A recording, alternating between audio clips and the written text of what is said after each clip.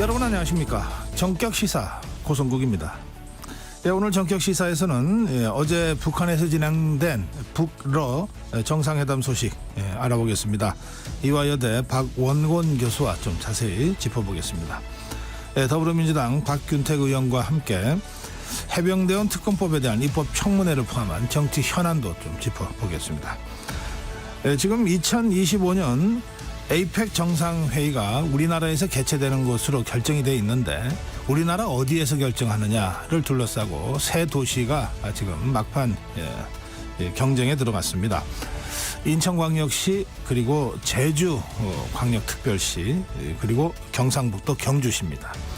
오늘 제주특별자치도 오영훈 지사, 그리고 인천광역시 유종복 시장 차례로 만나서 개최도시 유치를 위한 구상과 각오 들어보겠습니다. 6월 20일 목요일 정격시사 출발합니다.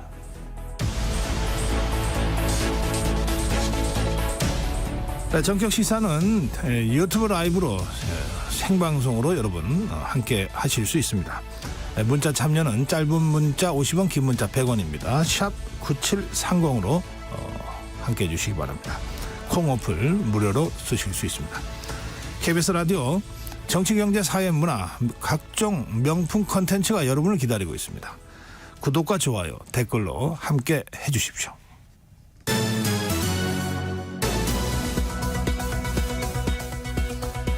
네, 뉴스 브리핑입니다. KBS 우정화 기자입니다. 어서 오세요. 안녕하세요. 네, 어젯밤 푸틴 러시아 대통령이 당일치기 방북을 했습니다. 그리고 베트남으로 떠났는데 북한과 러시아 양국이 정상회담을 통해서 28년 만에 동맹 복원을 선언했죠. 네, 이 말씀하신 대로 이 김정은 북한 국무위원장이 러시아와 28년 만에 동맹 관계를 전격 복원했다, 이렇게 선언을 했습니다. 김 위원장은 어제 평양 금수산 영빈관에서 이 푸틴 대통령과 정상회담 후 기자회견에서 양국이 포괄적 전략 동반자 협정을 맺었다면서 이 두 나라 사이 관계가 이제 동맹 관계 새로운 높은 수준에 올라섰다, 이렇게 밝혔습니다. 이번 동맹 복원은 이 한미 상호 방위 조약을 맺고 있는 우리의 이 한미 동맹처럼 북러가 상대방의 유사시에 이 군사적으로 돕겠다, 이런 의미입니다. 이에 대해서 이 우리 정부 고위 관계자는 이번 협정이 자동 군사 개입은 아니다, 이렇게 좀 보면서도 없는 시나리오에 대해서 일단 가상 합의를 한 것이다, 이렇게 좀 해석을 했습니다. 네. 이런 해석도 또 있습니다. 이 어제 러시아 측이 이 북한과는 다르게 양국 관계를 동맹으로 직접 규정하지는 않았습니다. 북한은 동맹이라고 했고요. 네. 이런 이 북러간 온도차 때문에 실제로 운용상에서는 좀 양국이 기대하는 바가 좀 차이가 나는 것 아니냐, 이런 해석도 나오고 있습니다. 어찌됐건 간에 지금은 이 외신들이 이번 협정을 냉전 이래의 가장 강력한 협정이다라고 해석을 할 정도로 이 북러 양국 관계가 좀 새 국면을 맞은 거는 좀 분명해 보입니다. 미국 반응 있습니까? 네, 이 간밤에 미국 반응이 좀 나왔습니다. 이 미국 백악관 국가안보회의 대변인은 KBS의 질의에 이 북러의 관계 심화에 경고를 해왔다면서 미국은 앞으로도 이 우크라이나는 물론 인도태평양의 동맹국들을 계속 지원하겠다고 밝혔습니다. 이런 상황에서 중국 반응도 좀 인상적인데요. 네. 이 북러가 밀착하는 모습이 좀 달갑지 않아 보이는 거는 중국에서 좀 이미 감지가 됐었죠. 네. 중국 정부는 북러의 고위급 교류는 양자 간의 일이라면서 이 한반도 문제에서 독자적으로 역할을 해가겠다, 이렇게 밝혔습니다. 이런 분위기 때문인지는 몰라도 중국 매체들이 좀 일제히 지금 우리에게 또 유화적인 이 보도 태도를 좀 보이고 있는 것도 인상적입니다. 네. 네, 어제 윤석열 대통령 이 인구 국가 비상 사태 이렇게 선언했습니다. 네, 윤석열 대통령이 직접 이 인구 위기 때문에 이 국가 존망을 걱정을 해야 하는 상황이라면서 저출산 문제를 좀 해결을 하기 위해서 총력전을 벌이겠다, 이렇게 선언을 했습니다. 그러면서 크게는 일과 가정의 양립, 두 번째는 양육, 세 번째 주거, 이렇게 해서 이 세 가지 핵심 분야에 집중을 하겠다고 밝혔습니다. 네. 이걸 위해서 이 부총리급의 인구전략기획부, 또 대통령실 산하의 저출산 대응 수석실을 신설하겠다고 밝혔습니다. 특히나 이 인구전략기획부는 과거에 경제기획원처럼 교육과 노동, 사회까지 해서 전반을 좀 아우르는 부서로서 이번 이 저출생 문제의 컨트롤 타워 역할을 맡게 된다고 합니다. 네, 그동안 역대 정부에서도 다 저출산 대책을 내놨는데 사실 이 저출산 문제 해결하는 데는 역부족이었지 않습니까? 네, 사실 통계로서 변화가 좀 일단은 좀 크게 없었습니다. 계속 이 대세 하락, 이 추세 하락세가 지금 좀 멈추질 않고 있는데요. 네. 합계 출산율 지난해 0.72명까지 내려갔죠. 뭐 이런 추세라고 하면은 이번에 이 0.6명까지도 지금 예상이 되고 있는 상황입니다. 뭐 세계 유례가 없는 이 OECD 꼴찌라고 하는데요. 그래서 정말 이번에 이 정부로서도 이제는 진짜 좀 바꿔야 된다. 이 절박함이 지금 좀 느껴지는 상황입니다. 네, 어제 좀 뭐 구체적인 대책들이 나왔습니까? 네, 어제 이 세 가지 분야, 이 대통령이 밝힌 대로 세 가지 분야에서 구체적인 대책들이 좀 나왔습니다. 먼저 이 아이를 낳고 잘 키울 수 있는 양육 대책이 좀 발표가 됐는데요. 정부가 2026년까지 전국의 모든 초등학교에서 전 학년 대상으로 저녁 8시까지 이 돌볼 수 있는 늘봄 학교라는 거를 운영하기로 또 발표를 했습니다. 출산을 할 때 집 문제 때문에 망설이시는 분들도 계실 텐데 이 문제도 정부가 좀 도움을 주기로 했습니다. 출산 가정을 위한 이 신생아 우선 공급이 이 신설이 되고 또 역시나 확대가 될 예정입니다. 저도 이 시간에 당정 협의로 전해드린 적도 있는데 이 신혼부부 또 신생아 특례 자금 대출에서 이 부부 합산 소득 요건을 좀 낮춰달라 이런 요구들이 계속 있었거든요. 네. 내년부터 이 3년간은 합산 소득이 최대 부부가 2억 5천만 원까지 이 대출을 받을 수 있도록 요건을 좀 완화를 했습니다. 네. 또 내년 1월부터는 현재 월 150만 원인 이 육아휴직 급여도 250만 원까지나 늘어나게 됩니다. 또 하나 이 급여의 25%를 뗐다가 회사를 복직하면 주는 사후 지급금 제도. 이 제도 때문에 저도 좀 개인적으로 힘들었는데 이 제도는 좀 아예 폐지를 하기로 했습니다. 아하, 예. 뭐 말씀드린 대로 이 육아휴직 급여 같은 거는 좀 액수가 늘어나고 이 사후 지급금 제도 같은 건 없어지면 좀 와닿을 것 같은데 네. 뭐 특히 늘봄 학교 이런 문제는 이 학교 현장에서 좀 준비가 안 됐다 이런 지적들이 사실 앞서서 좀 계속 나왔던 문제이기 때문에 좀 다수가 좀 빠르게 체감을 할 수 있도록 이 대책들이 좀 실효가 있도록 후속 대책들도 좀 같이 잘 나와야 할 것 같습니다. 예, 부총리급 부처 신설 그리고 대통령실의 수석실 신설 네. 이런 문제들이 좀 빨리 해결이 돼야 되겠네요. 예. 자, 의사협회가 지난 18일부터 휴진을 벌이고 있는데 공정거래위원회가 이 현장 조사에 나섰다고요? 네, 이 휴진을 강요했다라는 의협 차원의 의협이 휴진을 강요했다는 의혹이 있어서 공정위가 현장 조사에 나섰습니다. 공정위는 의사협회에 조사관을 보내서 의사 총궐기 대회와 관련한 관련 자료를 확보를 해서 이 개원이 등 각 사업자의 진료를 부당하게 제한했는지를 지금 좀 들여다보고 있습니다. 지금 좀 어제 기준으로 이 휴진은 전국 병원의 뭐 한 3만 6천여 곳 중에서 한 15% 되는 걸로 지금 좀 집계가 일단 되고 있는데요. 네. 뭐 일부에서는 오전 진료 끝내놓고 오후에 이 반차 휴진하는 병원, 그러니까 의협 집회에 참석하기 위해서 오후에는 진료를 쉬는 병원도 좀 있었습니다. 의협은 이번에 공정위 조사가 의료계의 자율적이고 또 정당한 의사표현을 동원해서 의사표현을 공권력으로 탄압하고 있다면서 매우 부당한 조치다 이렇게 비판하기도 했습니다.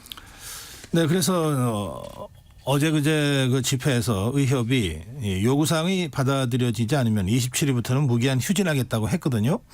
그런데 의료계에서는 뭐 다른 목소리가 지금 나오고 있습니다. 네, 말씀하신 대로 좀 다른 목소리가 나오고 있습니다. 뭐 경기도 의사회에서 지금 좀 나왔는데요. 이동욱 경기도 의사회장은 입장문을 내서 무기한 휴진에 대해서 집회에서 발표할 때 자신은 처음 들었다면서 의사결정의 민주적인 정당성 또 절차적인 적절성 지켜지지 않았다 이렇게 지적을 했습니다. 네. 지금 또 의협이 출범하는 이 범의료계 대책위원회도 좀 매끄럽지가 않은 모습입니다. 이 전공의 단체 대표가 이 범의료계 대책위원회에 공동위원장 제의를 자기는 못 들었다면서 이면택 의협회장의 좀 유감을 표명을 하기도 했습니다. 정부 입장 변화가 없기 때문에 이 전공의 대표 입장에서는 이 대화하는 게 뭐가 의미가 있냐 이렇게 좀 밝히기도 했습니다. 네, 뭐 의사들이 의협회장의 쫄이 아니다. 네. 이런 얘기까지.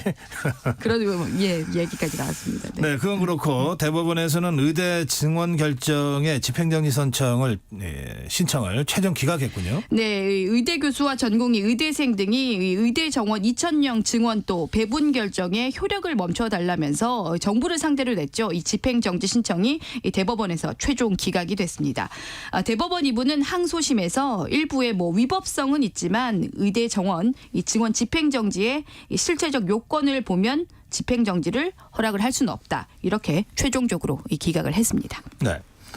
자, 지금 민주당 이재명 대표 연임 출마 선언이 확실시되고 있는데 이제 대표직 사퇴가 임박했다고요? 네, 이 앞서서 이 당원을 바꾸면서 이 대표의 연임의 이 장애물이 사라진 상태죠. 뭐 연임이 확실시되는 상황에서 대항마도 좀 당연히 없는 상태입니다.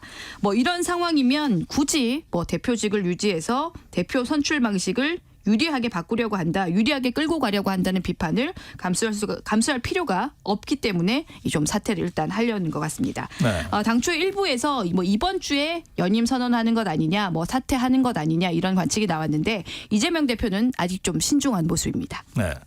국민의힘에서는 한동훈 전 비대위원장 출마 선언이 임박했다고요? 네, 이 당 대표 후보 등록이 오는 24일부터 이틀간인데요. 그래서 이 조만간 출마 선언을 할 것으로 보입니다. 뭐 여의도에 지금 사무실도 다 준비가 됐다라고 하죠.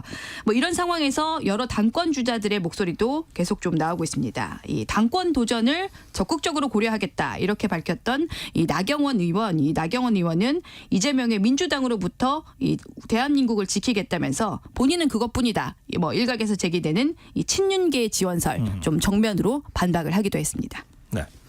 이 해병대원 순직 사건을 해병대 수사단에서 경찰로 이첩한 것이 지난해 8월 2일인데요.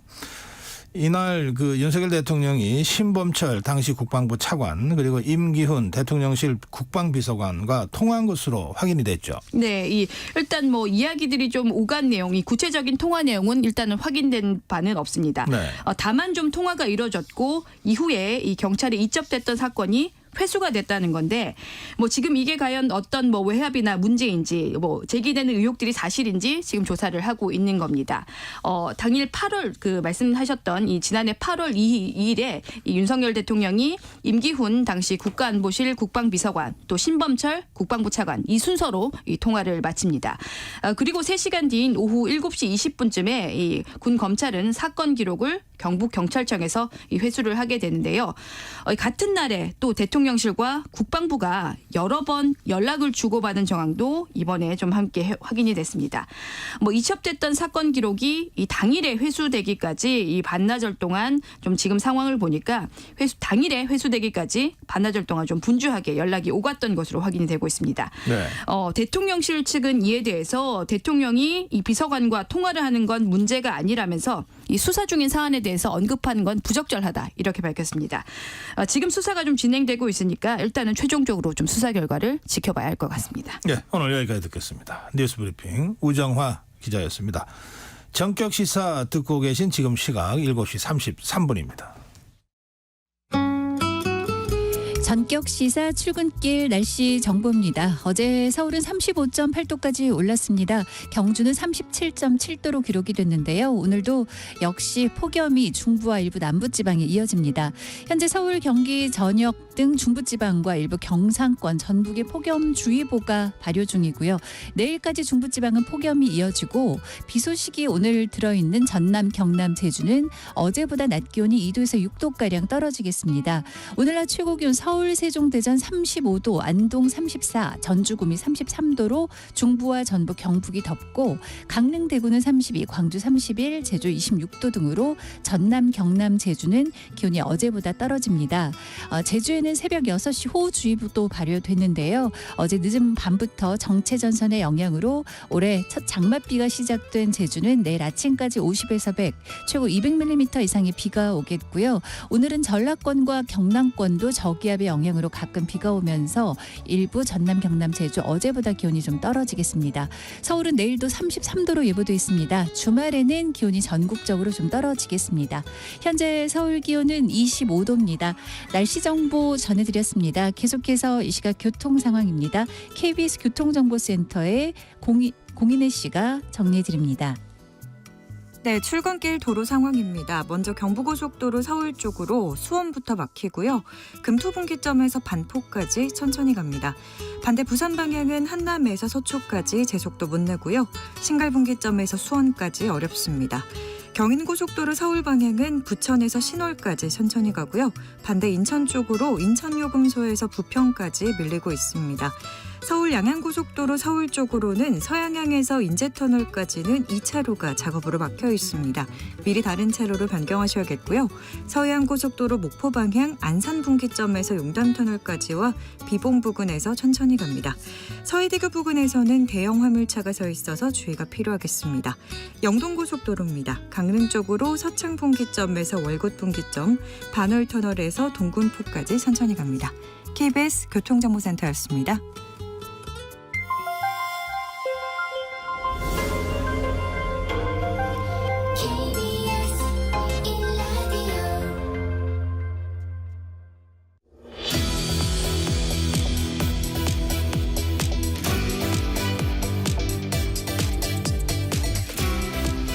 네, 전 세계가 어제 평양을 주목했습니다. 푸틴 러시아 대통령과 김정은 위원장이 정상회담을 가지고 포괄적 전략 동반자 협정에 서명한 겁니다. 자, 북러 관계는 어떻게 변화되는 것이고 한반도에 어떤 영향을 미칠 건지, 또 미국과 서방 국가들은 이 문제를 어떻게 보고 있을 건지, 또 중국은 어떻게 반응할 건지, 좀 복잡한 국제정치 상황을 한번 정리해 보겠습니다. 이화여자대학교 북한학과 박원권 교수 전화로 만나보겠습니다. 교수님 안녕하세요. 네, 안녕하세요. 네. 어제 오늘 가장 많이 나온 단어가 포괄적 전략 동반자 협정입니다. 이게 뭡니까? 국가 간의 양자 관계를 규정하는 것 중에 하나인데요. 네. 러시아 같은 경우에는 이 단계를 부여를 합니다. 그래서 제일 낮은 단계는 설린 우호 관계, 협력 관계, 그 위가 이제 전략적 동반자 관계가 있고요. 그 위가 전략적 협력 동반자 관계, 그리고 전략적 동맹선. 이게 좀 복잡한데요. 네. 쉽게 말씀드리면 그 맨 위는 전략 동맹입니다. 한미가 맺고 있는 동맹 같은 건데 그 바로 아래 단계 정도로 보시면 되고요.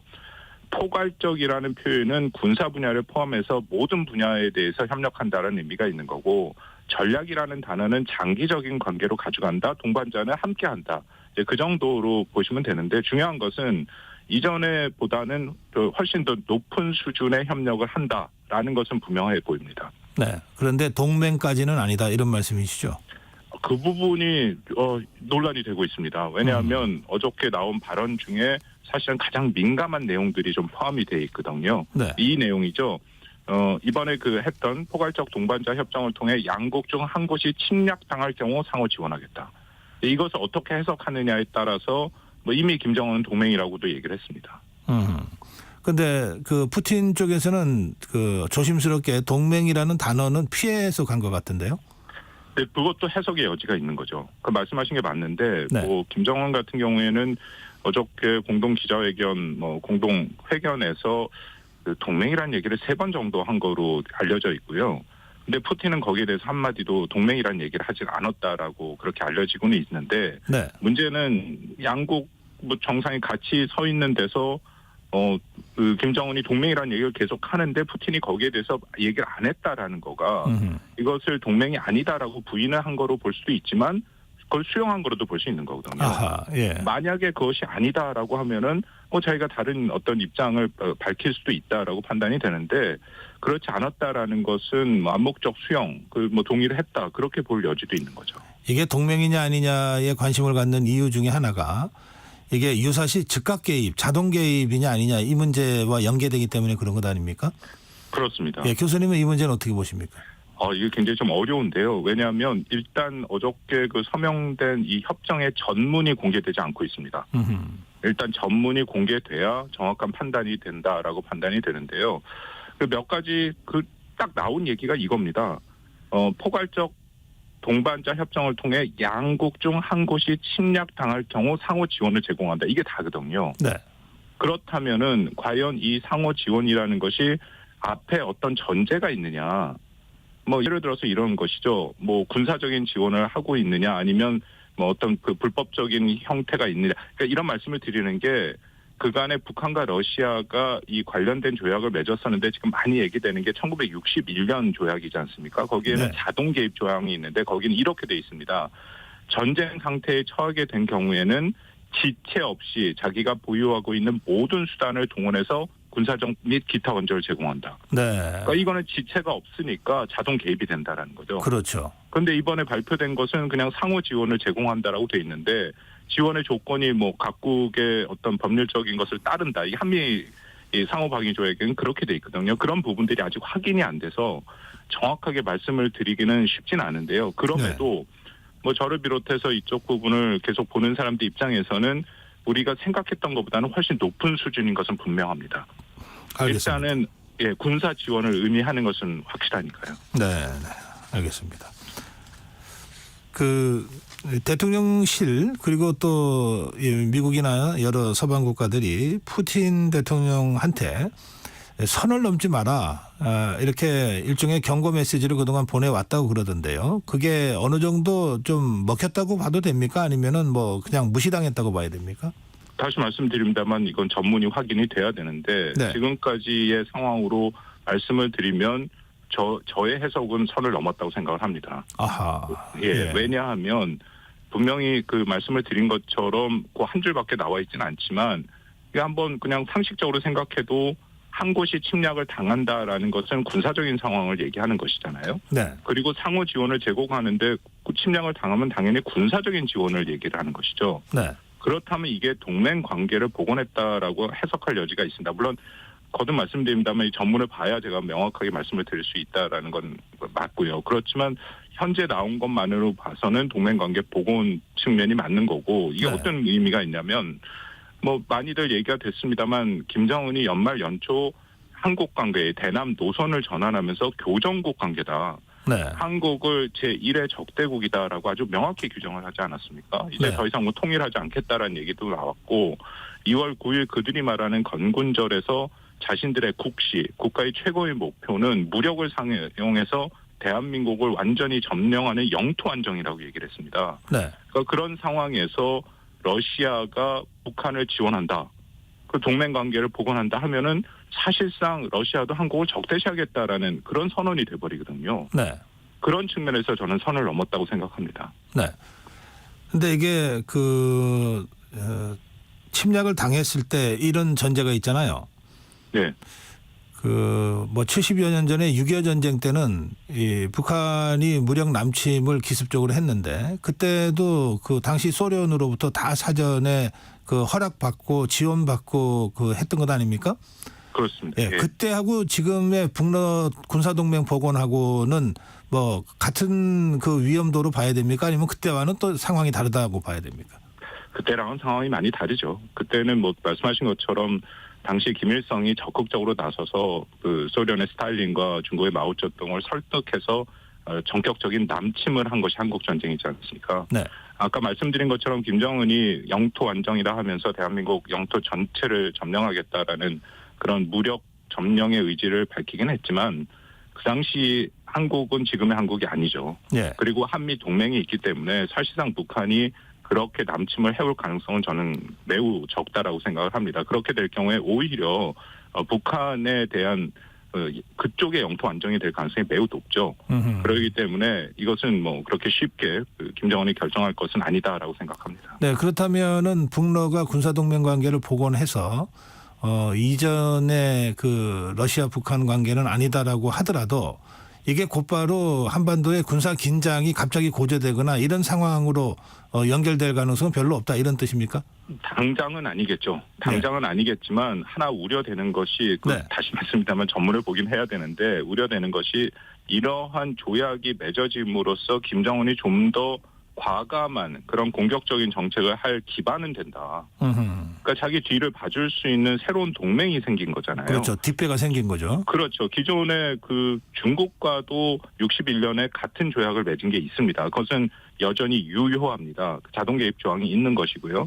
그렇지만 중국 내에서는 그것이 사실상 사문화됐다라는 얘기도 있습니다. 그러니까 뭐 예전같이 말씀하신 한국 전쟁에 김일성처럼 김정은이 남침을 감행했을 때 중국은 거기에 개입하지 않겠다라는 얘기도 공공연히 나오고 있거든요. 네. 그런데 이번에 그 러시아가 또 이런 일종의 동맹 관계를 복원하는 조약, 물론 여기에도 침략 당했다라는 이제 방어적인 의미를 집어넣긴 했는데 어쨌든 군사적인 동맹을 제공한다라는 것은 김정은이 훨씬 더 과감하게 움직일 공간을 또 그런 심리적인 것을 뒷받침해줄 가능성은 있는 거죠. 그렇군요. 그 푸틴이 그 북한과 군사기술 협력 진전을 배제하지 않는다고 발언했잖아요. 그럼 네. 이거는 군사 기술을 지원한다는 얘기인데 이 군사 기술에 이를테면은 ICBM이라든지 또는 운반체 뭐 로켓 발사 계속 지금 실패하고 있으니까 이런 것까지 포함이 될까요? 그 부분도 좀 우려가 됩니다. 왜냐하면 군사 기술이라는 거는 어떤 형태로든지 러시아가 북한한테 제공해 주는 것은 다 국제법, 유엔 제재 결의안 위반이죠. 위반이죠. 예, 그 유엔 제재 결의안이라는 것은 또 사실상 러시아도 유엔 안보리 상임이사국으로 동의했던 것들이거든요. 네. 그래서 이런 얘기 자체가 유엔 안보리 자체 상임이사국의 존재를 부인하는 행태가 되는데, 근데 중요한 것은 한국의 입장에서 과연 어떤 수준의 이 군사적인 지원이 될 것이냐. 이거는 또 말씀드린 것처럼 한국의 직접적인 위험이 됩니다. 현재까지 확인된 거는 러시아가 북한의 그 위성 발사체 또 위성 기술을 뭐 지원해주고 있다는 것은 확인된 거나 마찬가지 상황인데 네. 그거 이외에도 한국이 제일 민감하게 생각하는 예를 들어서 대륙간 탄도미사일, 핵미사일 같은 거의 기술 여전히 부족한 부분이 있거든요. 북한은. 네. 뭐 그런 기술을 지원을 해준다든지 아니면 다른 형태의 실질적인 무기, 뭐 전투기라든지 아니면 대공 미사일이라든지 그런 것들을 지원해 준다면 이것은 한국의 실존적인 위협이 되는 거죠. 네. 근데 제가 조금 조심스럽긴 합니다만 새 협정 내에서 아예 노골적으로 군사 분야를 협력할 것이다라고 푸틴이 얘기한 건 처음입니다. 아하. 이전에는 군사 분야 협력에 대해서는 굉장히 조심스러운 입장을 보였었거든요. 네. 그렇다면은 가능성을 이제는 조금 다 열어놓고 봐야 되는 상황이 왔다라고 판단이 됩니다. 그렇군요. 그래서 푸틴이 무슨 생각으로 지금 이런 일을 하고 있나를 좀 분석해 주셔야 되겠는데요. 예. 지금 푸틴이 얼마 전에는 우리나라에 대해서 한국이 우크라이나에 직접 무기를 지원하지 않는 데 대해서 감사해 한다 뭐 이런 아주 이례적인 얘기를 했잖아요. 우리나라에 대해서. 그리고 또 동시에 북한으로부터는 자기들 우크라이나 전쟁에 쓸 무기, 탄약 뭐 이런 것들을 계속 받고 있으니까 북한하고의 관계도 관리해야 되고 또 우리와의 관계도 신경 써야 되고 하여튼 복잡한 것 같은데 푸틴의 구상은 뭘까요? 표현이 좀 거칩니다만 양다리의 그런 모습들이 보이긴 합니다. 예, 그러니까 푸틴의 왜냐하면 양다리. 예. 예, 그렇죠. 왜냐하면 제가 말씀드린 것처럼 이거는 일종의 선을 넘었다라고 현재로서는 조심스러운 판단이 있긴 하지만 또 러시아에서 입장에서는 북한과 자동 개입, 군사적으로는 동맹이 아니다라는 얘기를 또 할 여지를 열어놨어요. 아하. 그러니까 조약 동맹은 아니다. 예를 들어서 세르게이 라브코프 러시아 외무차관이 뭐라고 얘기했냐면 상호 원조를 제공하는 기준이 조약상에 명확히 규정돼 있다라는 얘기를 또 했습니다. 그렇다면 이것은 자동 개입이 아니라 네. 뭔가 이 전제와 조건이 있다라는 얘기가 될 수 있거든요. 네. 그래서 제가 거듭 말씀드린 것처럼 전문을 봐야 된다는 얘기가 계속 나오는 게 네. 그렇다면 만약에 그 조건이 어떤 조건이냐에 따라서 이것은 자동 개입이 아니면 러시아는 한국한테 얘기한 것이 이거 우리 자동 개입 아니다. 이건 조약 아니고 우린 동맹 아니다라고 얘기할 수 있다라는 거죠. 그렇군요. 예. 예, 그러면서 자신들은 한국이 말하는 이른바 금지선을 넘은 게 아니다. 그러니까 약간 이렇게 모호하게 가는 부분들이 분명히 있긴 합니다만 네. 전반적으로 우리 정부가 생각했던 기대했던 것 그것보다는 선을 넘은 것, 그것보다는 더 많이 나간 것은 사실입니다. 네. 그 교수님 말씀하시는 그 협정 전문이요. 이게 네. 이렇게 즉각 공개가 안 됩니까? 보통 아니면은 좀 이례적인 겁니까? 앞으로도 계속 공개 안 될 가능성도 있습니다. 하하, 그래요. 예. 왜냐하면 지난 2000년에 러시아가 또 그 북한과 새롭게 맺은 조약이 있는데 그 조약이 정확한 전문이 다 공개되지는 않았습니다. 일부는 공개가 됐는데 전체는 공개가 안 된 경우도 있거든요. 네. 그 가능성도 좀 놓고 봐야겠죠. 그럼 일종의 전략적 모호성을 유지하기 위해서 그 협정 전문 공개를 안 할 수도 있다 이런 말씀이시네요? 뭐 이게 그 권위주의 국가에 나타나는 특징이죠. 그러니까 비밀주의가 늘 외교와 대외 정책에 나타나니까 네. 그냥 자신들만 알고 있고 해석의 여지를 열겠다. 근데 사실은 공개 안 하는 게 러시아 입장에서는 좀 더 편하겠죠. 그래야 그렇겠네요. 한국한테도 애매한 태도를 취할 수 있고 네. 만약에 정확히 나온다 해서 그 자동 개입 조약이 없다라고 얘기를 하면 이것은 김정은이 또 거짓말하는 상태가 돼버리는 거거든요. 그렇게 되겠네요. 예. 그 이번에 그 상당히 많이 늦었어요. 하루가 늦어버렸는데 이 뭐 네. 지각대장이라는 별명을 갖고 있는 푸틴이기는 하지만 이런 건 다 의도가 있다고 봐야 됩니까? 어떻습니까?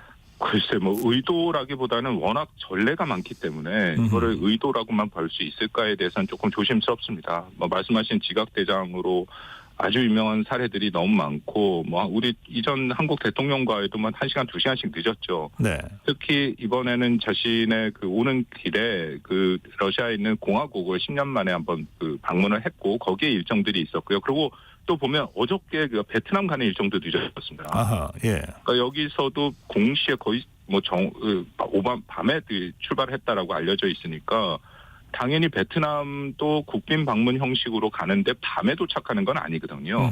예. 그렇다면 거기도 늦어졌다. 그러니까 전체적인 일정이 다 밀리고 있다라고 볼 여지는 있는데 한 가지 그래도 그 비교가 되는 게 작년 9월 달에 북러가 러시아에서 첫 회담을 할 때 푸틴이 일찍 와서 30분을 기다렸거든요. 아, 그래요. 예. 예, 굉장히 이례적이었죠. 지각대장 입장. 그러니까 그만큼 북한의 필요성이 컸다라는 의미인데 네. 이번에 좀 늦게 온 거는 글쎄 어떻게 해석해야 될지가 좀 애매하긴 합니다. 예, 예. 그러니까 말씀하신 그때 작년에는 김정은이 일부러 좀 30분 늦게 갔다 이런 얘기가 그때 있었어요.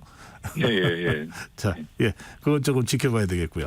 자, 이제 주변 국가들의 반응인데 우선 중국이 굉장히 신기가 불편하다는 것 같은데 왜 네. 그렇습니까? 중국의 입장에서는 북한과 러시아가 협력하는 것에 거리를 둘 수밖에 없습니다.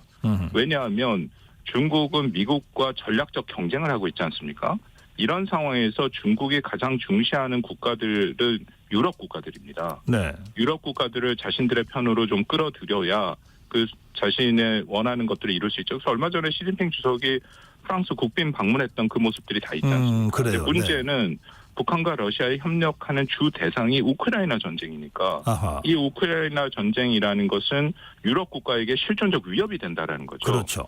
그래서 기본적으로 중국 물론 당연히 러시아와 협력을 하고 있지만 군사적 협력은 안 하고 있고 우크라이나에 대해서 자신들은 비당사자, 비개입주의를 얘기를 하고 있습니다. 일부러 그러는 거거든요. 네. 근데 이런 상황에서 중국이 북한과 러시아의 그런 협력 모습을 보면서 이게 잘못하다면 북중러 구도로 가버리면 네. 이것은 중국에게 굉장히 불리한 상황이 연출될 수밖에 없다.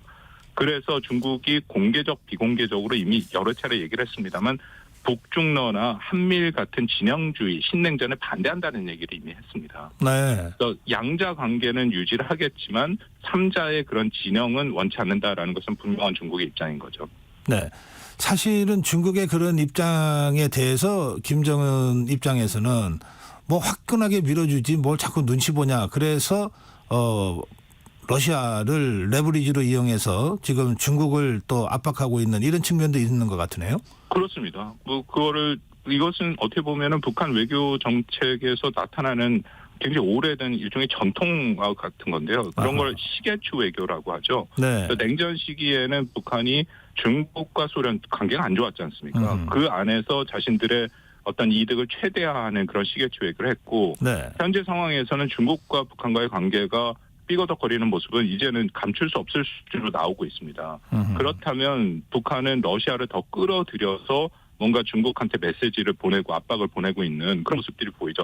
가장 대표적인 게 작년 9월 달에 북러 회담이 있을 때 그 모두 발언에 김정은이 뭐라고 얘기를 했냐면 북한의 대외 정책의 최중대사 제1순위는 러시아라고 얘기를 해버렸습니다. 하하. 예. 그러면은 그 다음에 당연히 논리적인 질문이 그럼 중국과의 관계는 그렇게 나올 수밖에 없거든요. 그렇네요. 예. 그러니까 그런 식의 메시지를 일부러 발신하고 있다고 볼 수 있는 거죠. 알겠습니다. 자, 미국은 어떤 입장입니까? 미국도 굉장히 불편하게 바라보고 있습니다. 이건 미국뿐만 아니라 유럽 국가, 한국도 마찬가지고 저는 이번에 북러가 이 정도 수준의 그런 밀착을 보인 게 결국 패착이다라고 생각을 하는데요. 아하. 예. 두 국가의 그런 협력의 모습은 뭐 김정은의 입장에서는 정치적으로 푸틴이 와서 한 걸 자신의 정치적인 업적으로 보여줄 수 있고 또 동맹에 준하는 이런 조약이 맺어지는 것이 자기에게 유리하다고 판단할 수 있지만 그거는 이 한반도의 문제고 이 밖에서 보면 유럽의 대부분 국가들은 이렇게 되면 러시아와 더불어서 북한을 아주 적성국으로 볼 수밖에 없습니다. 글쎄 말이며. 그렇다면 북한의 고립은 러시아도 이미 러시아도 고립이 된 상태잖아요. 그렇죠. 그러니까 북한과 러시아는 둘 다 수정주의 국가, 불량 국가로서의 이미지가 훨씬 더 확고해지는 거고 유럽도 이전에는 유럽 문제가 복잡했습니다만 북한이 우크라이나 문제에 직접 개입을 하다 보니까 북한에 대한 비핵화 문제라든지 북한의 위협을 실질적으로 그들도 느끼게 된다. 네. 그렇다면 앞으로 북한을 견제하려고 하는 그런 힘이 훨씬 커지는 거거든요. 예, 그래. 그러니까 이거는 알겠습니다. 결코 북러가 뭐 저는 늘 긍정적이다라고만 생각지는 않습니다. 고립되는 두 나라끼리 손을 잡은 것이다. 그래서 더 고립이 가속화될 수도 있다.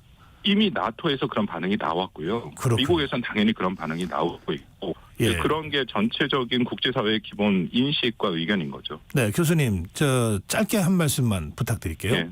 그럼 우리 정부가 지금 어떻게 해야 됩니까?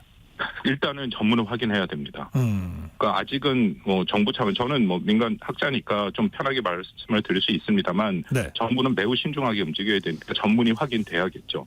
그래서 만약 이것이 자동 개입 조항에 준하다 하면은 한국 정부도 우리 정부도 좀 이거는 결단을 내릴 필요가 있다라고 판단이 되고 네. 그렇지 않고 자동 개입은 아닌 상태에서 조건이 많이 붙었다 하면은 그건 조금 더 신중히 움직일 필요가 있겠죠. 알겠습니다. 예, 오늘 말씀 여기까지 듣겠습니다. 고맙습니다. 예, 감사합니다. 네, 이화여자대학교 북한학과 박원권 교수와 말씀 나눴습니다. 전격시사 1부 여기서 마치겠습니다. 잠시 후 2부에서 다시 뵙겠습니다.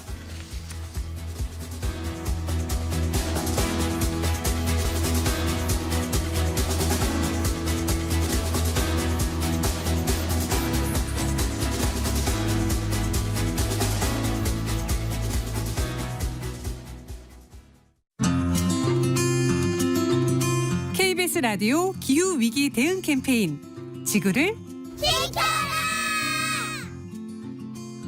안녕하세요. 저는 서울 흑석초등학교 6학년 한재아입니다. 제가 기후위기 헌법소원 변론에 나섰는데요. 환경에 관한 문제에 되게 관심이 있어가지고 쓰레기 줍기나 물건 사는 걸 되게 줄이거나 음식 낭비하지 않기를 실천하면서 딱 했는데 이제 제 혼자 힘으로 안 되는 거예요. 그래서 세상에 널리 알리고 싶어가지고 사람들은 미래 세대가 미래에 태어날 사람이라고 하는데 미래에 살아갈 우리의 권리를 지켜달라고 얘기했습니다. 우리가 사랑하는 것들을 지키기 위해서는 환경을 보호해야 한다. 친구나 가족이나 이런 것도 환경이 문제가 되면 결코 보호받을 수 없다라는 내용을 썼어요. 미래로 가서도 인간은 적응의 동물이라서 더워도 적응할 수 있다 이런 식으로 얘기하고 있는데 그 사람들은 미래에 안 살 수도 있고 없는 사람일 수도 있잖아요. 근데 제가 그 미래에 살 수 있는 사람이니까 미래 세대인데 미래를 상상해봤을 때 지금보다 더 엄청나게 심각해져 있을 테고 진짜 바다에서 낚시할 때마다 물고기가 익어서 나온다든지 뉴스에서는 고래가 익어서 죽어가지고 시체가 나왔다 이런 게 일상처럼 된 그런 내용이 나올 것 같아요. 기후위기에 관한 사소한 것도 잘 챙겨주시면 좋겠습니다. 뜨거워지고 있는 지구. 지금 우리의 문제입니다. KBS 라디오 기후위기 대응 캠페인 지구를 지켜라 였습니다.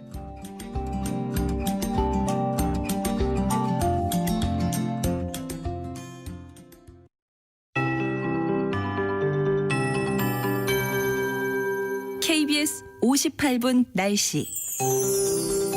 현재 서울과 경기 전역 등 중부지방과 일부 경상권, 전북에 폭염주의보가 발효 중인 가운데 내일까지 중부지방은 폭염이 더 이어지겠고요. 오늘 낮 최고기온 서울, 세종, 대전이 35도, 안동이 34, 전주구미 33도까지 예상이 됩니다. 중부와 전북, 경북 중심으로 오늘도 매우 덥겠고요. 비 소식이 있는 전라권과 경남권 일부는 광주 31도 등으로 어제보단 낮 기온이 2도에서 6도가량 떨어지겠지만 30도 안팎의 더위는 이어지겠습니다. 제주는 정체전선의 영향으로 올해 장맛비가 시작이 됐습니다. 오늘 새벽 6시 제주에 호우주의보가 발효됐고 내일 아침까지 50에서 100, 최고 200mm 이상의 비가 오겠습니다. 오늘 전라권과 경남권도 저기압의 영향으로 5에서 20mm의 비가 가끔 오다가 밤에 그치겠습니다. 내일도 서울은 33도 등 중부지방은 내일까지 매우 덥다가 토요일부터 전국이 흐려지고 일부 수도권을 제외하면 곳곳에 비 오는 곳이 늘어나면서 서울 기온도 토요일에는 27도 선으로 내려앉겠습니다. 35도 수준의 낮 기온이 이틀째 이어지고 있는 서울 경기권은 오늘도 오존 농도와 자외선 지수 매우 나쁘겠고요. 그 밖의 지역도 나쁜 곳이 많겠습니다. 지금 서울 기온 26도입니다. 최영우였습니다.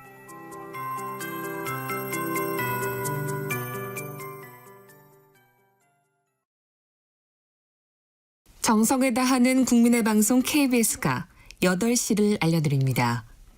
AM 711kHz, FM 97.3MHz, KBS 1라디오입니다. HLKA.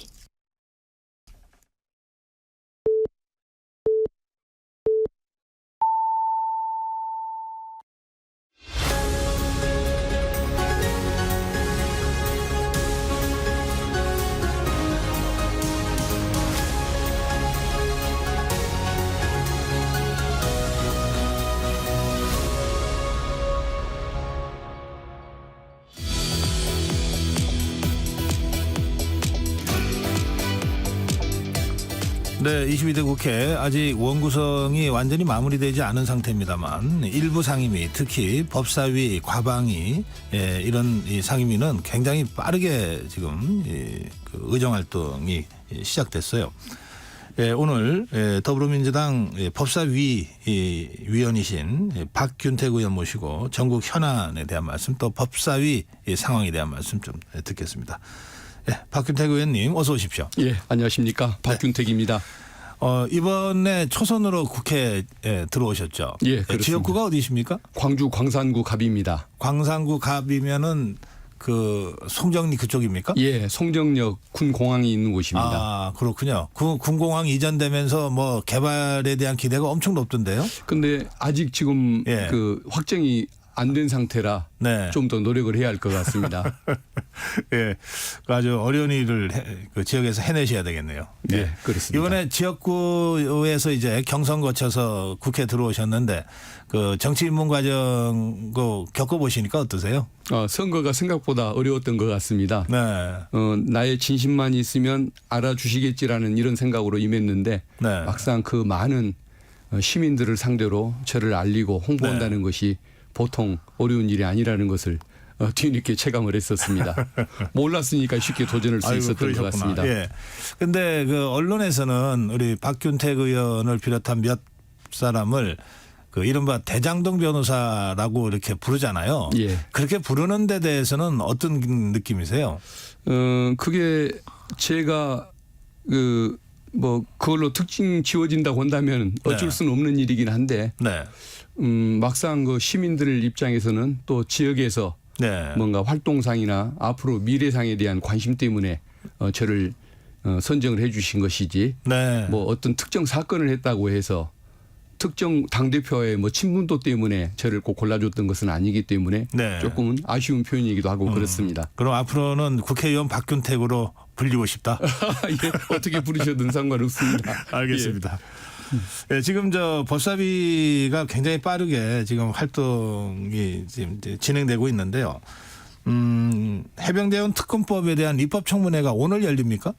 내일 열립니다. 아, 내일 열립니까? 예. 그 어떻게 진행됩니까? 입법청문회면? 일단은 개정법은 그렇지 않지만 재정법에 대해서는 반드시 입법청문회를 열게 그렇죠. 돼 있습니다. 네. 그래서 내일 열리는 것인데 12명의 증인과 3명의 그 참고인을 불러서 어떤 사건의 진상도 확인하고 네. 특검법 그 도입의 필요성 이것을 검증하는 절차라고 볼 수가 있겠습니다. 어떤 사람들을 증인 참고인으로 부르셨습니까?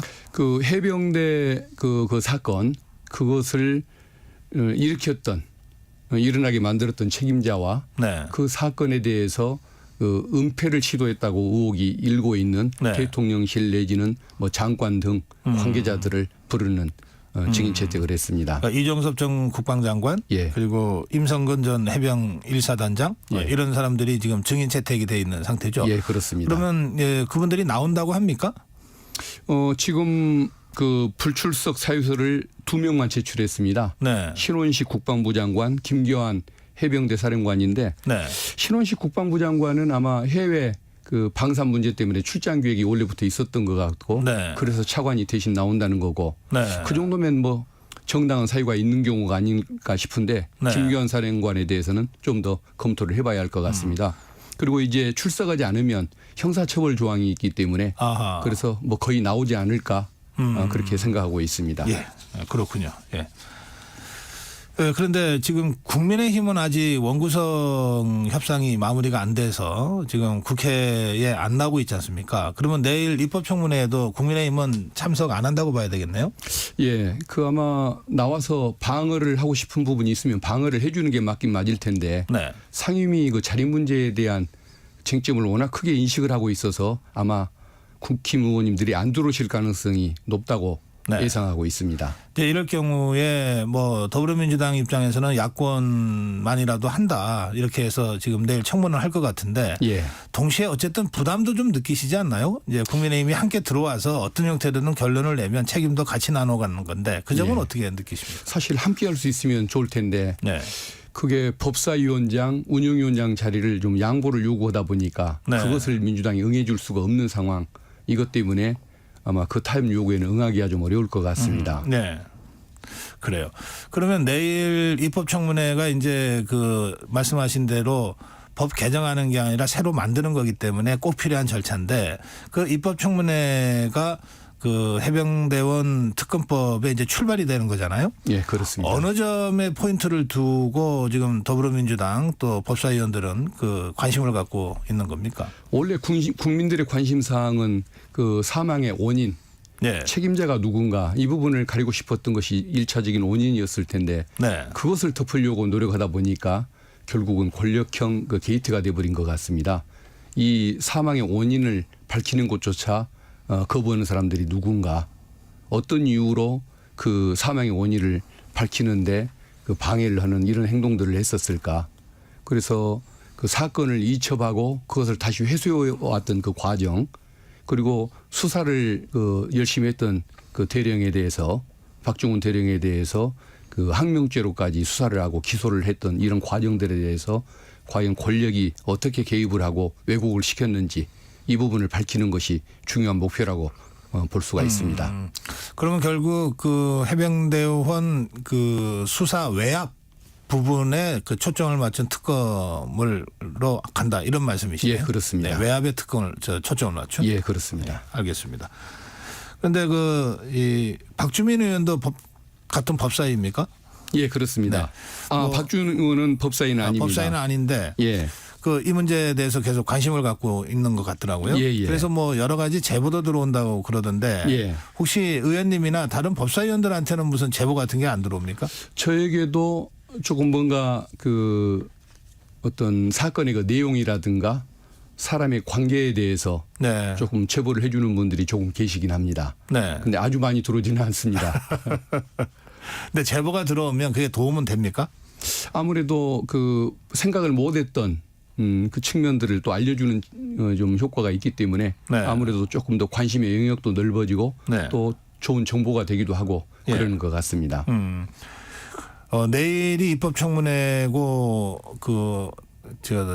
증인이나 또 참고인들이 어느 정도 출석할 거라고 지금 예상하셨는데 예. 그러면 지금쯤이면은 이제 청문회에서 질문할 질의서 같은 것들도 거의 다 준비가 됐겠네요. 예, 준비를 하고 있습니다. 내일 현장에서 이제 들어봐야 되겠습니다만 예. 어느 방향으로 지금 준비하고 계시는지. 예, 뭐 구체적인 내용을 공개하기는 어렵긴 예. 합니다만은 네. 일단은 그 이게 해병 일사단장의 그 잘못으로 이런 사건이 일어났다는 것 자체는 분명히 좀 먼저 짚어야 할 것 같고 그리고 왜 그 일사단장에 대해서 그토록 대통령실이 수사를 하는 것을 싫어했을까 이 부분을 좀 밝히는데 좀 관심을 갖고 질문을 많이 할 생각을 예. 가지고 있습니다. 그러니까 재정입법이 굉장히 좀 시간이 많이 걸리잖아요. 예. 그런데 이 같은 법사위 위원이죠. 김승원 의원이요. 예. 그 청문회 당일 내일이죠. 내일 청문회 끝나고 바로 법사위 전체 회의에 올릴 수도 있다 이런 얘기도 하던데요. 예. 의원님은 어떻게 생각하고 계십니까? 저도 그게 아마 가능성이 높다고 생각을 합니다. 물론 청문회를 개최하고 나서 좀 행정적인 그 시간이 조금 필요하기 때문에 그게 너무 늦게 끝나면은 내일 당장 못 할 수도 있지만 네. 너무 늦게 끝나지 않는 한 아마 내일쯤 법사위를 통과할 가능성도 있다고 봅니다. 네.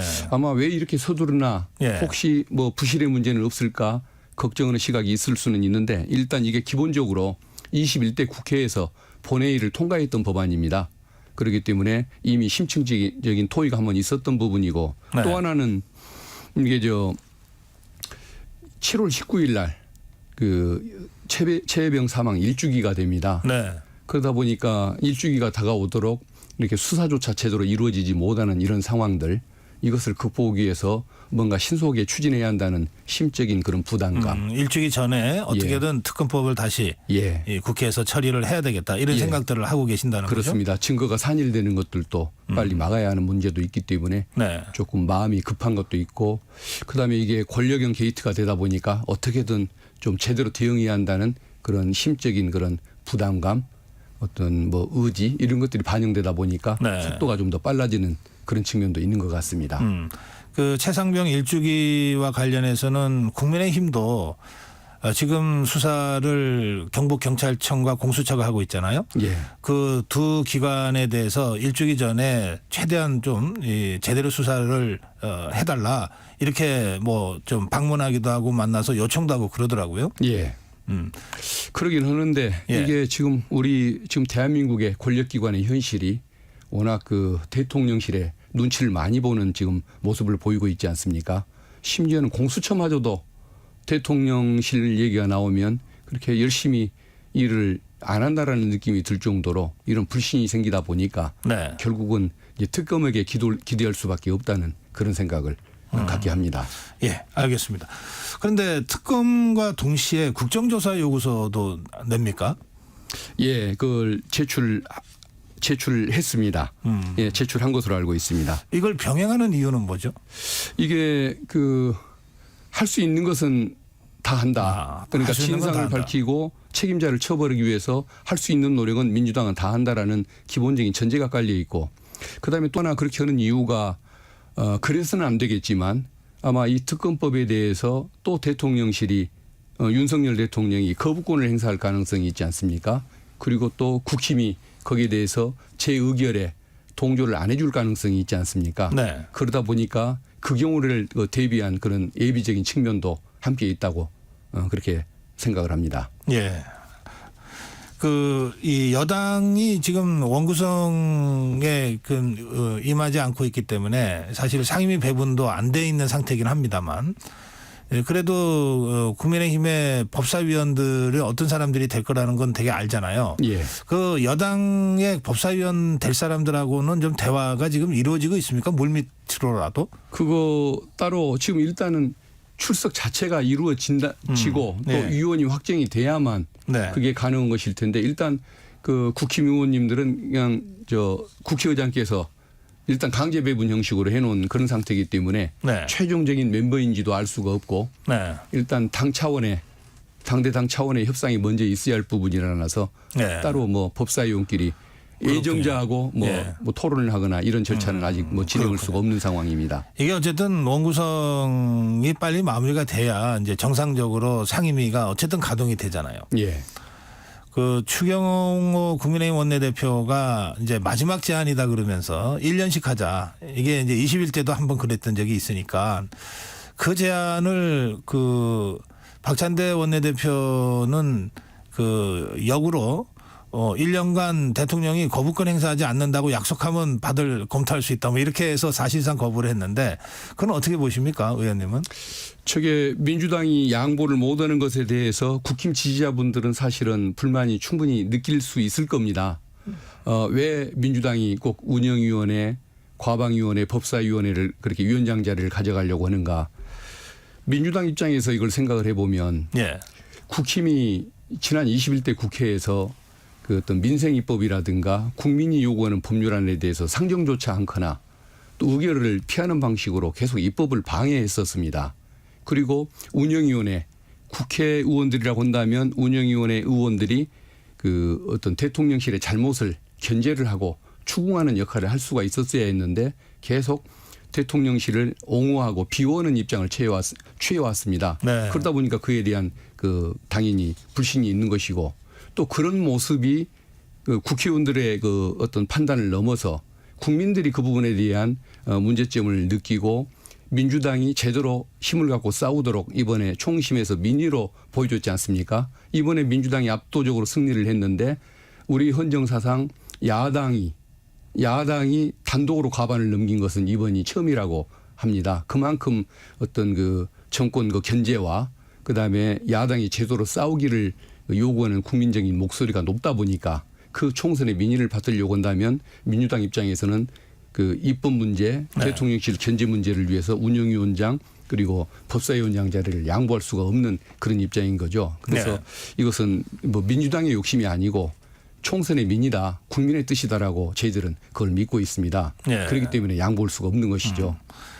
그렇게 해서 이제 그 여러 가지 입법을 하더라도 결국은 윤석열 대통령의 제2요구권이라고 하는 벽이 있잖아요. 그리고 지금 이렇게 여야의 대치가 강대강으로 계속되면 대통령이 제2요구권을 국회에서 제의할 경우에 국민의힘에서 뭐 이탈해서 제2요구권을 무력화시키거나 할 가능성은 점점점 없어지는 것 아닙니까? 그렇게 되면 전국은 계속해서 가파른 대치가 갈 수밖에 없을 것 같다라고 하는 생각들을 많은 분들이 합니다. 그 점에 대해서는 의원님 어떻게 생각하시는지요? 이걸 그 국회에서 입법을 했는데 대통령이 거부권을 행사하면 그 여론은 그 국회를 향한 것이 아니고 대통령의 잘못이고 정권의 잘못이라고 분명히 국민이 판단을 해 주시지 않겠습니까? 그리고 여론이 워낙 나쁘다 보면 대통령이 그걸 또 서명을 하는 수가 있지 않겠습니까? 네. 그리고 또 제2요구권이 왔었을 때 국힘의원들도 이탈하는 사례를 기대할 수 있지 않겠습니까? 국민의 눈치를 보는 의원이 있을 수도 있는 것이니까요. 그런데 만약에 네. 국힘이 법사위를 차지하게 됐었을 때에는 아예 국회의 문턱 자체를 넘지를 못하고 용산까지 법안이 가지도 못하는 이런 사태를 아마 가져올 가능성이 많기 때문에 국힘 의원님들이 그런 부분에 대한 신뢰를 과거에 좋았다고 한다면 얼마든지 양보하고 협조적으로 나갈 수가 있을 텐데 그 부분을 지난 국회에서 전혀 못 해줬기 때문에 그걸 맡길 수가 없다는 것이 민주당의 생각입니다. 그래서 일단 국회의 문턱을 넘는 그런 조치를 위해서라도 법사위원장은 당분간은 민주당이 갖고 국힘 의원님들이 국민적인 신뢰를 받을 때 그때 넘겨줄 수 있는 문제라고 저는 생각을 합니다. 알겠습니다. 또 다른 현안인데요. 그 검사 4명에 대한 탄핵을 민주당에서 추진하고 있다는 보도가 나왔거든요. 그게 그 이화영 전 부지사에 대한 회유 의혹이 제기된 검사, 그다음에 뭐 대장동 사건 수사 검사 이런 검사들입니다. 그 왜 검사 수사 검사를 탄핵 추진하는 겁니까?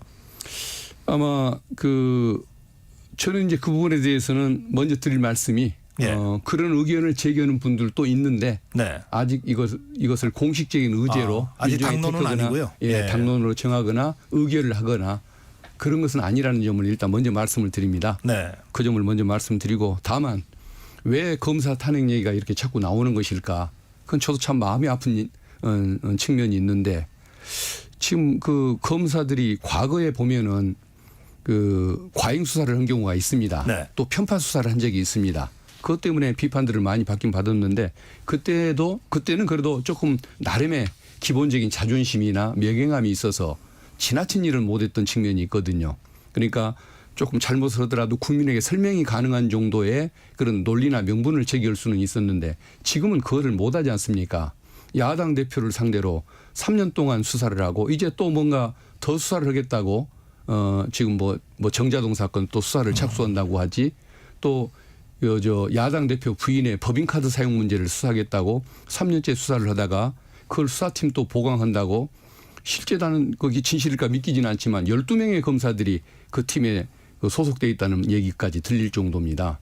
이게 지금 정상적인 상황이 아니지 않습니까? 네. 그러면서도 대통령 부인에 대해서는 3년 넘도록 아직 소환을 못했습니다. 부르지도 못하는 이런 현상을 보이고 있지 않습니까? 그래서 이것은 과잉 편파 수사가 아니라 그야말로 정치 사냥이다라고 저는 이것을 평가를 하고 싶은데 그런 논리와 명분마저도 포기해버린 저런 모습들을 보이고 근데 그 수사를 하는 과정에서 회유와 협박 문제, 봐주기 문제 또 뭐 시나리오를 만들어서 세미나를 여는 문제 이런 여러 가지 불법적인 행태를 보이고 있기 때문에 그런 그 탄핵 얘기가 나오는 것인데 네. 아직 공론화는 안 됐지만은 네. 왜 이런 문제가 나오는지에 대해서 검찰이 한번 생각해보고 대통령실도 한번 생각을 해줬으면 좋겠다는 말씀을 드리고 싶습니다. 예. 그런데 지금 쭉 우리 박균택 의원께서 설명하셨지만 예, 국민적으로 보면 이른바 이재명 대표의 사법 리스크는 점점 커지는 것처럼 보이거든요. 예. 특히 이화영 전 부지사의 이제 1심 중형 선고 이후에 그런 분위기가 많이 느껴집니다. 그 점은 어떻게 보시는지요? 그 부분은 그 사건 내용을 하나하나 들여다보면은 검찰은 굉장히 그 큰 사건인 것처럼 기소를 했지만 사건 내용을 하나하나 들여다보면 허술한 점이 참 많거든요. 기초 자체가 인정이 어려운 부분들도 많고 그것은 지금 어떻게 설명을 좀 간단히 드려도 네, 될지. 그러시죠. 예. 예를 들어 지금 우리 그 대북 송금 사건 1심 판결이 났습니다마는 이 부분에 대해서는 이화영과 이재명 대표 지사의 그 관계가 서로 연락 한번 직접 해보지 못한 그런 관계 아닙니까? 시간이 한 1분 정도 여유가 그렇습니까? 있습니다. 예. 예. 어쨌든 그 뭐 성남 FC 사건 같으면은 네. 이 도대체가 그 공익적인 목적으로 광고를 수주한 사건을 가지고 기소하는 법이 어디 있습니까? 야당 자치단체장을 상대로 여당의 자치단체장을 상대로 그런 수사를 해본 적이 없지 않습니까? 이런 식으로 어떤 그 문제점들을 다 안고 있는 사건들이기 때문에 그것들에 대해서는 아마 그 법정에서 진실이 밝혀질 걸로 그렇게 믿고 있고 열심히 변호인들이 법정에서 좀 잘 대응해 주기를 기대해야 할 것 같습니다. 그 꼼꼼하게 구체적으로 짚어보면 이재명 대표의 이른바 사법 리스크는 별거 아니다. 지금 우리 박현택 의원 그렇게 생각하시는 거군요. 그 규모로 보면은 굉장히 중요한 일인데 내면에 워낙 허술하거나 증거가 없거나 또 법리가 또 갖추지 않은 부분들이 있어서 법원에서 결국적으로는 무죄 판결들이 나올 거라고 저는 믿고 있습니다. 알겠습니다. 예, 시간이 다 돼서 그 마무리 인사 말씀하실 기회는 제가 드리고 싶거든요. 예. 의정 활동에 가거나 예. 한 말씀 해주시죠. 예, 뭐 지금 여야가 이렇게 열심히 대립을 해가면서 또 충돌하는 양상도 보이고 있습니다만은 민주당이 홀로 지금 법사위를 운영하는 것, 국회를 운영하는 것이 마음은 아픈데 그럼에도 불구하고 야당이 일단 급한 사안들에 대해서 먼저 운영을 하더라도 국민의 공감을 얻을 수 있는 사안들 중심으로 민생에 도움이 되는 방향으로 뭐 좀 공감을 얻는 그런 활동을 하도록 노력을 하겠습니다. 예. 예, 더불어민주당 그 광주 광산 갑입니다. 갑 지역구 박균택 의원과 함께 말씀 나눴습니다. 고맙습니다. 예, 감사합니다. 네.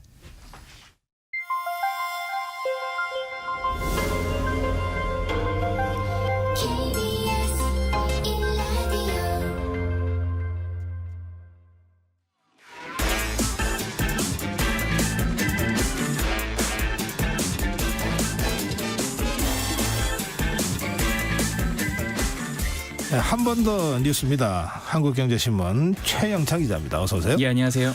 예, 오늘은 백종원 씨 사안이군요. 예. 사건이라고 할 것까지는 아직 아닌 것 같은데 백종원 씨가 대표로 있는 더번코리아 돈가스 가맹점주들이 단체 행동에 나서면서 사측과 갈등을 빚고 있다는 보도가 있었습니다. 예. 내용 소개 좀 해주실까요? 그 이제 연돈 볼카츠 이런 브랜드가 있어요. 그러니까 원래 그 연돈이라는 게 서대문 포방터 시장에서 이제 원래는 장사를 하다가 영업을 하다가 백종원 씨 방송을 타고 유명세를 타서 굉장히 이제 커지면서 뭐 제주 서귀포까지 이제 옮겼는데 아하. 그래서 이제 어쨌든 이제 백종원 대표가 브랜드화 시켜서 2022년부터 이제 가맹점을 모집을 했어요. 그 가맹점주들이 본사가 이제 가맹점을 모집하는 과정에서 이 예상 매출액을 굉장히 우리한테 과장을 했다 이렇게 지금 주장을 하고 있습니다. 이 정윤기 연돈 볼카츠 가맹점주 협의 회장이 이렇게 얘기했는데요. 이 가맹본부가 3천만 원 수준의 매출과 그 20에서 25%의 수익률을 홍보했지만 실제로 월 매출입니다. 월 매출은 1,500만 원 정도에 그치고 수익률은 7에서 8% 정도였다 이렇게 말을 했는데요. 그러면서 이제 가맹점주는 월 100만 원에서 150만 원 정도만 가져간다 이렇게 말을 했습니다. 근데 이제 실제로는 가맹 계약 전에 담당자의 월 3천만 원 매출이 나온다고는 그런 말에 어떻게든 창업을 한 거다. 네. 이랬는데 실제 매출이 그 절반 수준인 1,500만 원에도 미치지 못한다는 것 때문에 지금 맞서고 있는 건데요. 또 홍보 홈페이지를 통해서도 하루 최고 매출이 338만 원에서 465만 원 정도 될 거라 이렇게 광고했지만 막상 개점한 지 한 달 후부터 매출이 줄어들기 시작했다 이렇게 지금 강조를 하고 있습니다. 네. 양쪽이 서로 주장하는 게 굉장히 다르네요. 예. 그 상품 가격 인상 두고도 마찰이 있었습니까? 그렇습니다. 지금 일부 점주가 상품 가격을 올리려고 시도를 했는데 본사가 합의해주지 않았다 이렇게 지금 한 거거든요. 그러니까 최근 폐점을 결정했다는 점주가 말에 이렇게 얘기했는데 계약서에는 본사와 가맹점주가 합의하면 가격을 조정할 수 있다고 정하고 있지만 이 본사는 가격 조정을 절대 합의해주지 않았다고 말했습니다. 가맹점주 측 법률 대리인인 또 이렇게 설명을 했는데요. 가맹 희망자들에게 명시적으로 이 기대 매출과 수익을 액수로 말하는 것은 이 가맹사업법 위반 가능성이 농후하다는 겁니다. 그러니까 사업자가 다른 사업자의 가격 결정권을 침해한 행위도 이 공정거래위원회가 이 공정거래법 위반 예시로 들고 있는 사항이라는 건데요. 네. 그러니까 이들 점주는 이번 주 중에 공정거래위원회 신고서를 지금 제출할 계획입니다. 그런데 이 공정위에다 신고한 거는 더본코리아가 먼저라면서요. 그렇습니다. 지금 그런 보도들이 이제 아무래도 이제 백종원 대표 사안이어서 굉장히 좀 이슈성이 되다 보니까 후속 취재들이 많이 나서고 있는데요. 네. 그러니까 백종원 대표 측이 이미 한 달 반 전에 공정거래위원회에다가 이 허위 과장 정보 제공에 대한 의혹을 판단해달라면서 심의를 요청한 것입니다. 그러니까 지난 4월 29일 접수된 신고서를 보면요. 연돈 볼카츠 브랜드 창업 점포가 이 허위 과장 정보 제공 의혹을 제기하여 확인을 구한다 이렇게 되어 있습니다. 그러니까 점주들을 향해서 정당한 요구 사항이 아닌데 지금 점주들이 자꾸 위법이라고 주장을 하고 있어서 이 본사 측에서 먼저 자진해서 좀 심의를 해달라 이렇게 요구를 한 겁니다. 아주 공격적으로 한 거네요. 그렇습니다. 의혹이 제기되니까 예. 이게 의혹이 사실인지 아닌지 먼저 본사가 이제 해달라는 식으로 아하, 나왔습니다. 그렇군요. 그런가 하면 일부 가맹점주들이 본사에 그 금전 보상도 요구했습니까? 네, 지금 그런 좀 사실들이 나오고 있는데요. 그러니까 사실 이게 지금 어제 오늘의 얘기가 아니라 이 더본 코리아와 이 연돈 볼카츠 가맹점주들이 작년 7월에 먼저 테이블에 한 번 마주 앉은 적이 있어요. 그러니까 녹취록이 있는데 이 녹취록에서 한 점주가 1억 5천만 원이면 내가 협의를 없애겠다 이렇게 한 게 나온 겁니다. 그러니까 이 점주는 예를 들어서 5천만 원이든 6천만 원이든 이런 합의점이 있다면 끝낼 것이고 저거 뭐 쳐주면 돈을 받았다고 소문 낼 거고 1억 원을 주면 조용히 있겠다. 이렇게 지금 말했다는 게 지금 알려진 건데요. 그러니까 더본 코리아 측 관계자는 이렇게 얘기합니다. 저희는 사업 활성화 방안을 함께 얘기하러 나간 자리였는데 금전적인 보상안만 얘기하시니 그때부터 이 파행을 예감했다는 겁니다. 그러니까 회사 입장에서는 금전적인 지원이 이루어질 경우에는 전 가맹점을 대상으로 다 대상이 돼야 되거든요. 그래야 되겠죠. 예, 근데 지금 이들은 자신들만 대상으로 해달라고 하고 협의가 끝나면 조용히 있겠다라고 하더라 하면서 당시 상황을 전했습니다. 예, 어쨌거나 이 더본코리아가 증시 상장을 앞두고 있는 모양인데요. 네. 이게 영향을 받겠네요. 그럴 수도 있는데요. 그러니까 증권 시장에서는 이 프랜차이즈 기업 상장 문턱이 굉장히 높습니다. 그러니까 외식업 특성상 브랜드 평판과 유행에 따라서 좀 실적 편차가 크기 때문에 네. 이 한국거래소 상장 예비 심사 문턱을 넘기가 어려웠던 건데요.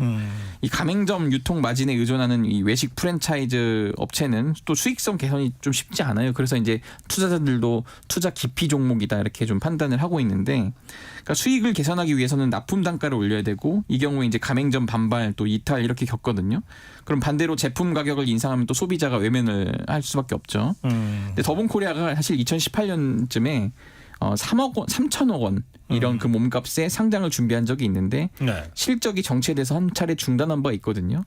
근데 지금 또 이게 이제 가맹점주와 약간 갈등하는 양상이 보이니까 이러면은 이번 상장 준비가 또 리스크로 작용할 수밖에 없지 않겠냐 또 이런 관측이 나오고 있거든요. 예. 어쨌든 무난한 상장을 위해서라도 좀 이번 갈등을 원만하게 잘 풀어야 되지 않냐 뭐 이렇게 지금 시장에서 반응이 나오고 있습니다. 예, 백종원 씨가 관계된 거라서 언론들이 관심을 갖게 됐다. 아까 그런 말씀하셨는데 예. 혹시 백종원 씨가 직접 입장 표명한 건 없습니까? 예, 이번 사안에서는 이제 본사 입장에서도 백종원 대표가 직접 나서진 않을 거다 이렇게 얘기하고 있거든요. 네. 어쨌든 지금 한 중견기업의 또 대표인 만큼 기업이 아마 기업 본사 차원에서 지금 이 법률적 대응을 하고 있는 것 같습니다. 예, 오늘 여기까지 듣겠습니다. 고맙습니다. 감사합니다. 네, 한 번 더 뉴스 한국경제신문 최형창 기자였습니다. 전격시사 2부 여기서 마무리하겠습니다.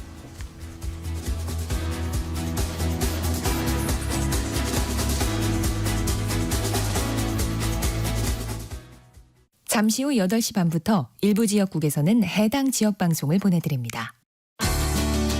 워렌 버핏은 가치 투자, 필립 피셔는 성장주 투자, 피터 린치는 장기 투자. 방법은 달라도 목표는 하나.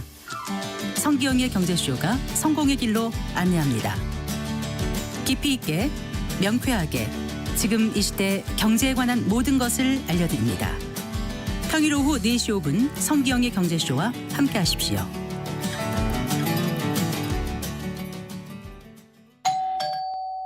편지 왔습니다. 퇴근길 지친 당신에게 힘이 되는 뉴스를 전해드립니다. 매일 저녁 5시 5분 당신과 함께 읽는 세상 이야기 KBS 1라디오 뉴스레터 K. 지금 시각은 8시 30분입니다. KBS.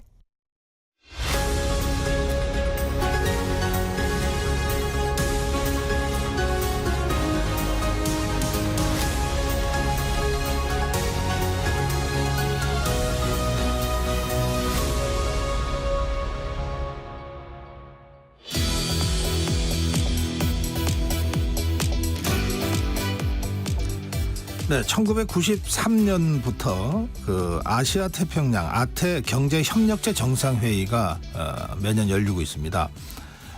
내년에 제 33차 에이펙 아태 경제 협력체 에이펙 정상회의가 우리나라에서 열립니다. 우리나라에서 열리기로는 결정이 돼 있는데 우리나라 어디에서 열 거냐? 개최도시 선정이 임박했습니다. 지금 세 도시가 나서고 있는데요. 제주도, 인천 그리고 경주입니다. 오늘은 제주도와 인천시 그 단체장들을 좀 모시고 이 문제를 좀 말씀 듣도록 하겠습니다. 먼저 제주특별자치도 오형훈 도지사 전화로 연결하겠습니다. 지사님 안녕하십니까? 네, 안녕하십니까? 네. 참, 그, 제주도 지사, 네. 하시니까, 그, 제가 네. 먼저 질문 드리고 싶은 게 있어요. 네네. 팬데믹 때문에 그 제주 관광산업이 엄청 타격을 받았잖아요. 오히려 팬데믹 때는 국내 관광객이 많이 왔기 때문에. 아, 그렇습니까? 네, 반대로 상황이 좋았습니다. 그런데 팬데믹이 해제된 이후에. 네. 해외여행이 다시 이제 본격화되면서. 아, 저런, 예. 예, 그러니까 이제 다시 오히려 더 빠져나가는 형국이 된 거죠. 아, 그렇군요. 그래서 내국인 관광객은 좀 빠지게 되고. 네. 다시 팬데믹 회복에 대한 영향으로 외국인 관광객은 더 많이 들어오게 되는. 네. 그런 현상이 있습니다. 그렇군요. 예. 그럼 제주도 경기는 괜찮습니까? 지금은 외국인 관광객이 많이 와주고 있기 때문에. 네. 전년 대비 한 3.4% 정도 관광객이 더 오고 있다고 보면 될 것 같습니다. 아, 그러네요. 예. 네. 그 제가 이제 아까 말씀드렸는데 1993년에 이제 시애틀에서 저 에이펙 정상회의가 시작이 됐는데 그 후로 주로 항만 도시들에서 이 회의가 그 열렸습니다. 정확히 말씀드리면 예. 아시아 태평양 국가라는 것은 주로 이제 연안에 인접해 있거나 도서 국가를 이야기하는 겁니다. 네. 그렇기 때문에 항만이 있거나 또 아니면 관광 휴양형 도시 섬 지역에 이제 섬 도서 국가니까 네. 그런 도시들이 많이 있겠죠. 그러한 성격의 영향을 받은 거라고 보고요. 특히 최근에는 리트리트라고 해서 일과 쉼이 있는 정상회의가 또 각광을 받고 있기 때문에 네. 그런 도시가 적합하지 않을까 생각합니다. 네.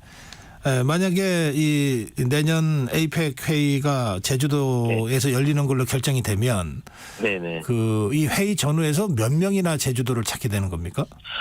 저희들이 볼 때는 최대 3만 명까지 오게 되지 않을까 예측하고 있습니다. 3만 명이요? 예. 관광객까지 포함해서 3만 명을 좀 보고 있는 거고요. 네. 그러면 저희들이 제주 지역의 경제 효과, 직접적 경제 효과가 1조 이상 그렇게 오지 않을까라는 기대를 하고 있습니다. 네. 그리고 뭐 유무형의 그 홍보 효과도 굉장히 크겠네요. 네, 그렇습니다. 특히 저희 제주도 같은 경우에는 최근에 싱가포르, 그리고 말레이시아, 인도네시아, 그리고 홍콩, 대만, 그리고 중국까지 아시안 쪽의 그 관광객이 급증하고 있는 상황입니다. 네. 그렇게 된다면 만약에 이제 에이펙 정상회의가 개최되게 되면 아시안 시장은 물론 중동까지 그런 파급 효과가 더욱더 커지게 되지 않을까 기대하고 있고요. 특히 미주 쪽에서도 더 많이 오게 되는 효과가 있을 거로 보입니다. 네. 그동안 에이펙 회의를 제주에서는 유치한 적이 없습니까? 2005년 부산 에이펙 당시에 네. 그러니까 2004년에 함께 경쟁을 했었습니다. 네. 그래서 저희들이 뭐 아쉽게 탈락을 했고, 그래도 부산에서 성공적으로 개최해 줬기 때문에, 대한민국의 국격이 높아졌다라고 생각하고 있고요. 네. 저희들은 20년 만에 다시 도전하는 것이라, 더 절박한 심정으로, 회의시설이나 숙박시설, 그리고 관광의 여건, 경호 여건을 개선하는 데 중점을 뒀습니다. 충분히 준비할 수 있는 시간이었고, 제대로 준비했다고 자부하고 있습니다. 네, 지사님 지금 말씀하신 바로 그거요. 회의시설, 네. 숙박, 경호, 네. 의전 이런 걸 하나로 묶어서 또 특히 휴양까지 묶어서 이거를 에이펙 서클이라고 그렇게 이름 붙인 것 같던데요. 예, 맞습니다. 좀 자세히 설명해 주시죠. 제주도는 이제 중문관광단지라는 곳이 있고요. 그 중문관광단지 내에 ICC 컨벤션 시설이 건립되어 있습니다. 그리고 그 컨벤션 시설 앞에 제2컨벤션 시설을 내년 8월 준공을 목표로 지금 건설공사가 진행 중에 있고요. 그리고 이 컨벤션 시설이 이제 주 회의장으로 이용되게 되고, 그리고 미디어 센터가 이용되게 됩니다. 그리고 그 5분 거리 이내에 특급 호텔들이 지금 현재 영업을 진행하고 있기 때문에 네. 충분히 숙박이나 회의를 5분 거리 이내에서 또 경호를 관리할 수 있다는 것. 그리고 그쪽에는 고층 빌딩이나 높은 산이 없기 때문에 네. 360도 경호가 가능하다는 게 또 경호 관련 보안 책임자들의 의견입니다. 그렇기 때문에 우리는 이 공간을 에이펙 서클이라 칭하고 숙박과 회의, 경호, 안전 그리고 시민의 그 접근성이 상당히 제약되어 있기 때문에 제약되어 있는 상황이 있는데 시민들이 즐겨 찾고 있는 곳은 아니기 때문에 시민들에게 불편을 최소화할 수 있는 그런 여건을 제공할 수 있다 볼 수 있습니다. 지금 지사님 말씀하신 그 컨벤션 센터는 제가 다른 프로그램으로 촬영한 적이 있는데요. 네네. 그게 바로 바닷가에 면한 아주 전경 좋은 그 맞습니다. 컨벤션 센터잖아요. 예, 태평양이 내려다 보이고요. 예. 마라도와 가파도를 한눈에 조망할 수 있는 아주 그 뷰가 좋은 컨벤션 시설입니다. 아주 환상적인 곳인데요. 네, 맞습니다. 그리고 바로 그곳에서 중문단지의 그 특급 관광 호텔까지 무조 5분 거리밖에 안 되잖아요. 예, 그렇습니다. 거기에는 이제 신라호텔, 롯데호텔, 네. 페르나스 호텔, 조선호텔, 부영호텔 뭐 이런 호텔들이 다 있기 때문에 정상들이 쓰기에 아주 뭐 적합하다고 생각을 하고 있습니다. 반면에 이제 그 제주도 도민들은 일상생활은 그곳에서 하는 건 아니니까 예, 상대적으로 관광단지이기 때문에 뭐 출퇴근 시간이 겹친다거나 또 일상생활을 하는 가운데 동선이 겹치는 그런 일은 거의 없을 것 같습니다. 네, 그래서 경호나 의전 문제에 있어서는 그 도민들한테 불편을 최소화하면서 완벽하게 할 수 있다. 이런 맞습니다. 설명이시군요. 예. 네, 네. 그런데 지사님, 네네. 그 에이펙 지금 인천광역시하고 경북의 경주시하고 이렇게 세 군데가 지금 각축전을 벌이고 있는데, 네네. 지사님 얼마 전에 그 정치적 배려가 개입돼서는 안 된다 이런 취지의 말씀을 하셨습니까? 네, 예. 어떤 말씀이신지요? 그 얘기를 한 적이 있는데요. 네. 제주도민들이 걱정하고 있는 요소 중에 하나가 저희 야당 단체장에 대한 그런 부분들이 작용할 게 아니냐는 걱정이 있어서 그런 걱정은 없어도 된다라는 말씀의 취지로 제가 이야기를 해드렸던 것이고요. 예. 그래서 저는 회의시설, 숙박시설, 경호 여건 등을 고려한 합리적인 결정을 한다면 저희도가 충분히 결정될 가능성이 높다라는 점을 강조하기 위한 점이었습니다. 네, 에이펙 대회가 유치된다면은 3만 명 정도의 관광객 유입이 예상되고 조 단위 1조 정도의 그 경제 부가가치가 이제 예상된다 이렇게 말씀하셨는데, 네. 사실 요즘 관광이라는 게 단순히 풍광을 보는 것으로 그치지 않고 뭔가 그 컨텐츠가 제공될 필요가 있잖아요. 그점 관련해서는 지사님 어떤 준비를 하고 계십니까? 몇 가지 준비를 하고 있는데요. 네. 첫 번째는 저희들이 지난 5월 1일 날 발표를 했습니다마는 대한민국 정부가 2050년에 탄소 중립을 하겠다라는 발표를 했었거든요. 네. 근데 이 부분을 15년 앞당겨서 2035년에 저희들은 탄소 중립의 목표를 달성하겠다는 발표를 했습니다. 아하. 예, 그래서 제주도 같은 경우는 재생에너지 발전 비율이 19.2%로 대한민국 평균의 2배입니다. 대한민국 평균은 9.2%고요. 네. 이 재생에너지를 가지고 그린 수소를 생산해내서 그 그린 수소로 그 수소 버스를 운행하고 있고요. 앞으로 수소 청소차, 수소 트램까지 확장하게 됩니다. 수소 기반의 사회로 발전하는 모습을 외국의 정상들에게 보여줄 수 있다는 점이고요. 네. 그리고 에너지 자립을 실현해 나가는 다른 태평양 연안 도서 국가들에게도 상당히 큰 모델을 제시할 수 있다라고 생각을 합니다. 그리고 또 하나는 저희들이 관광형 UAM 사업이라는 사업을 진행하고 있는데요. 일종의 드론 택시를 관광형으로 활용해 보자고 해서 SK텔레콤과 하나시스템, 한국공항공사와 컨소시엄을 구성해서 함께 준비를 하고 있습니다. 내년에 시범사업지구가 지정이 되게 되면 본격적으로 시범 비행이 이루어지는 것을 외국 정상들도 함께 보실 수 있지 않을까 기대를 하고 있다는 점 말씀드리고요. 네. 또 하나는 제주도가 민간 우주산업의 전진기지로 각광을 받고 있습니다. 오늘 제주 하원 테크노 캠퍼스가 기회발전 특구로 지정되게 되는데요. 앵커 기업으로 하나 시스템 그리고 페리지 에어로스페이스라는 스타트업 우주 기업이 선정이 되게 됩니다. 그렇게 되면 제주에서 발사체를 쏘아 올리고 또 위성 관측을 하고 지상국 서비스를 운영하는 이런 민간 우주 산업 생태계가 조성되게 돼서 제주가 새로운 신산업의 메카로 새롭게 도약할 수 있다는 점을 외국 정상들에게 부각시킬 생각입니다. 네. 4차 산업혁명 시대에 맞는 새로운 신산업의 메카로서 제주의 위상을 알려드리는 것, 즉 그게 대한민국의 품격을 높일 수 있는 방법이라고 생각하고 있습니다. 예, 지사님 언제 결정되죠? 오늘 아마 선정위원회가 열리고 있는 것으로 알고 있고요. 네. 선정위원회 오늘 논의와 그리고 이후 준비위원회 회의에서 공식 결정될 것으로 알고 있습니다. 네, 좋은 결과 있기를 기대하겠습니다. 네, 감사합니다. 네, 지사님 말씀 잘 들었습니다. 고맙습니다. 네, 제주 광역 특별자치도 오영훈 지사였습니다.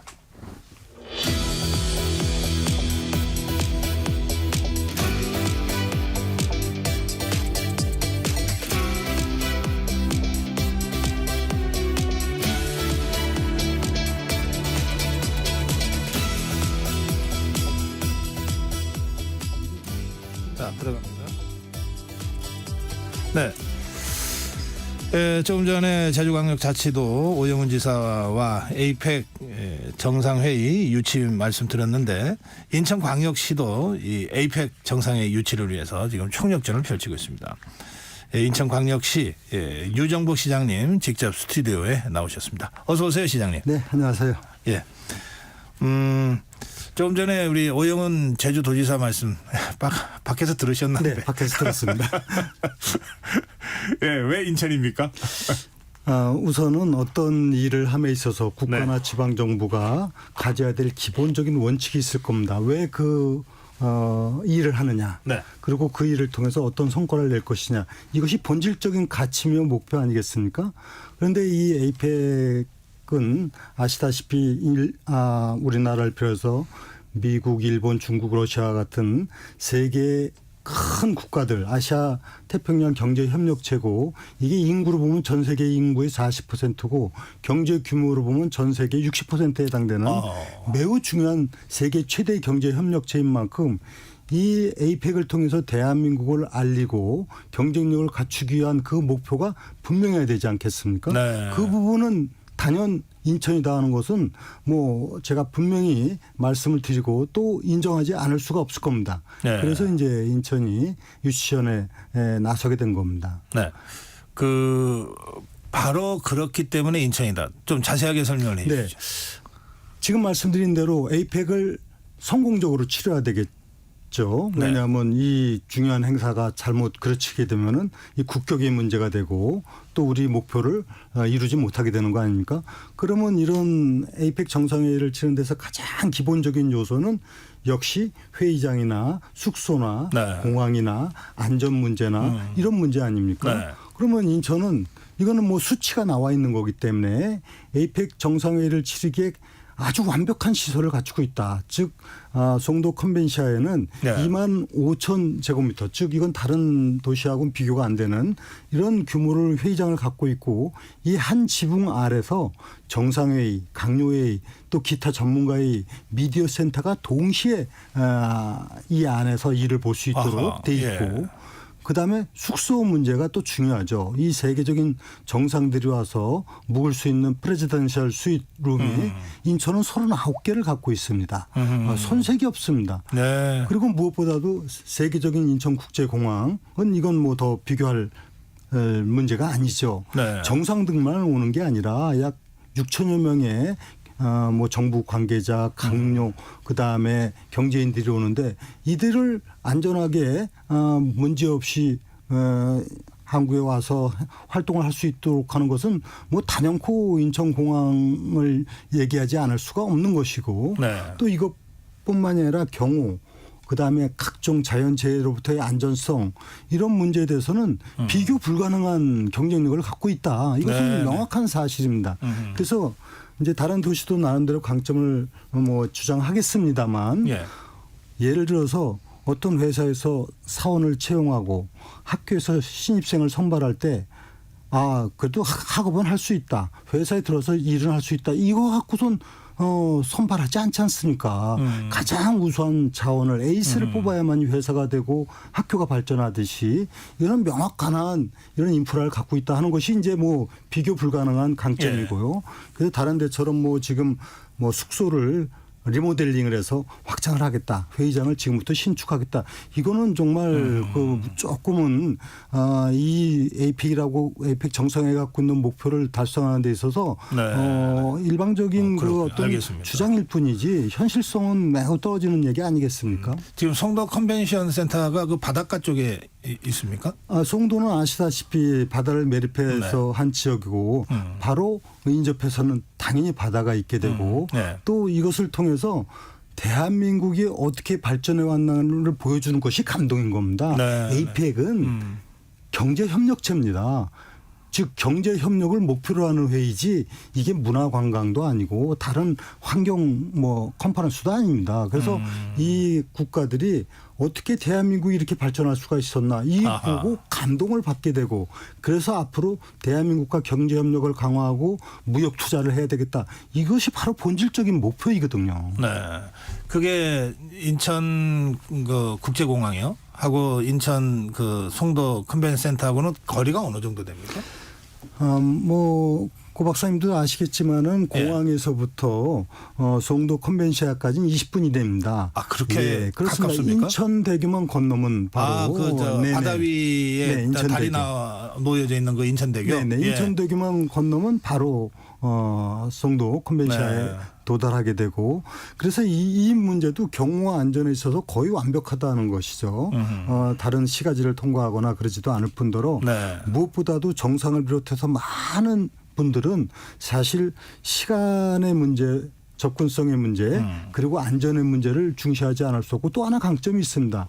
바로 수도 서울하고 인접해 있기 때문에 이 대회가 열리는 기간뿐만 아니라 사실 최장 한 100일간에 걸쳐서 각종 회의가 이루어집니다. 그러면은 단지 한 지역에만 있는 게 아니라 사실 서울에서 대통령하고 양자회담도 할 수 있고 수많은 대기업이라든가 또 정부 관계자하고 회의도 하고 이런 부분들에 있어서는 단연 뭐 인천이 압도적인 경쟁력이 있는 것은 이건 명확한 사실 아니겠습니까? 예.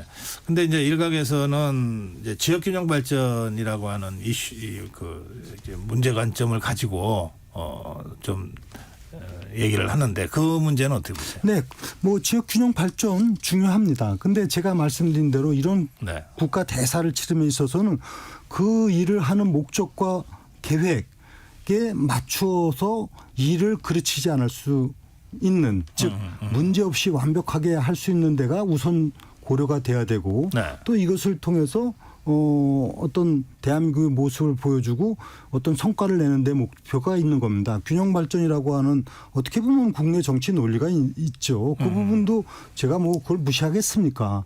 다만 본질적인 가치와 목표를 뒤로 하고 균형 발전 논리에서 부족하지만 지금부터 준비해서 하겠다. 그거는 우리 국격의 문제고 국가가 더 한 단계 도약할 수 있는 기회를 그거를 상실하게 된다면 이거는 굉장히 중요한 문제 아닙니까? 과거에 우리가 뭐 조금은 다른 얘기가 될 수 있지만은 많은 국제 행사라는 데서 사실 잘못해 가지고 국격이 훼손되고 또 문제가 됐던 사례들이 있지 않습니까? 그러니까 균형 발전은 산업이나 문화나 환경이나 특색에 맞는 걸 갖고 일으켜야 될 문제지 이렇게 중요한 국제적인 부분을 갖고 국내용 균형 발전 논리 이것은 뭐냐면 객관적인 사실이라든가 인천이 비교 우위에 있다는 것을 인정하는 거거든요. 인정을 합니다. 인천이 최적이다. 그런데 그래도 뭐 인천이나 수도권뿐만이 아니라 지방도 이것은 일리는 있지만은 이 행사를 함에 있어서의 가장 제1의 요건이 될 수는 없는 APEC 것이다. 정상회의의 성격상 그렇습니다. 그런 고려 변수는 좀 일차적일 수는 없다. 네네 그렇습니다. 그 조금 전에 그 오영훈 제주지사는 이제 정치 논리로 이 장소가 결정되는 우려가 있는 부분에 대해서 그럴 리 없을 거다 이런 취지의 설명을 했습니다라고 말씀을 하시던데. 저도 그건 동감입니다. 네. 이런 국가적인 대사가 정말 대한민국을 어떻게 더 발전하는 나라로 만들 것이냐는 본질적인 목표에 충실해야지 네. 뭐 정치 논리 또는 조금 아까 얘기한 균형 발전 논리 이거는 그 다음 단계거든요. 네. 더 본질적인 가치에 충실해야 되기 때문에 정치적인 논리로 이게 접근된다는 부분은 옳지 않다는 부분은 알겠습니다. 저도 동감을 합니다. 왜냐 객관적으로는 뭐 인천이 네. 가장 그 최적지다. 네네. 네, 그 말씀이시군요.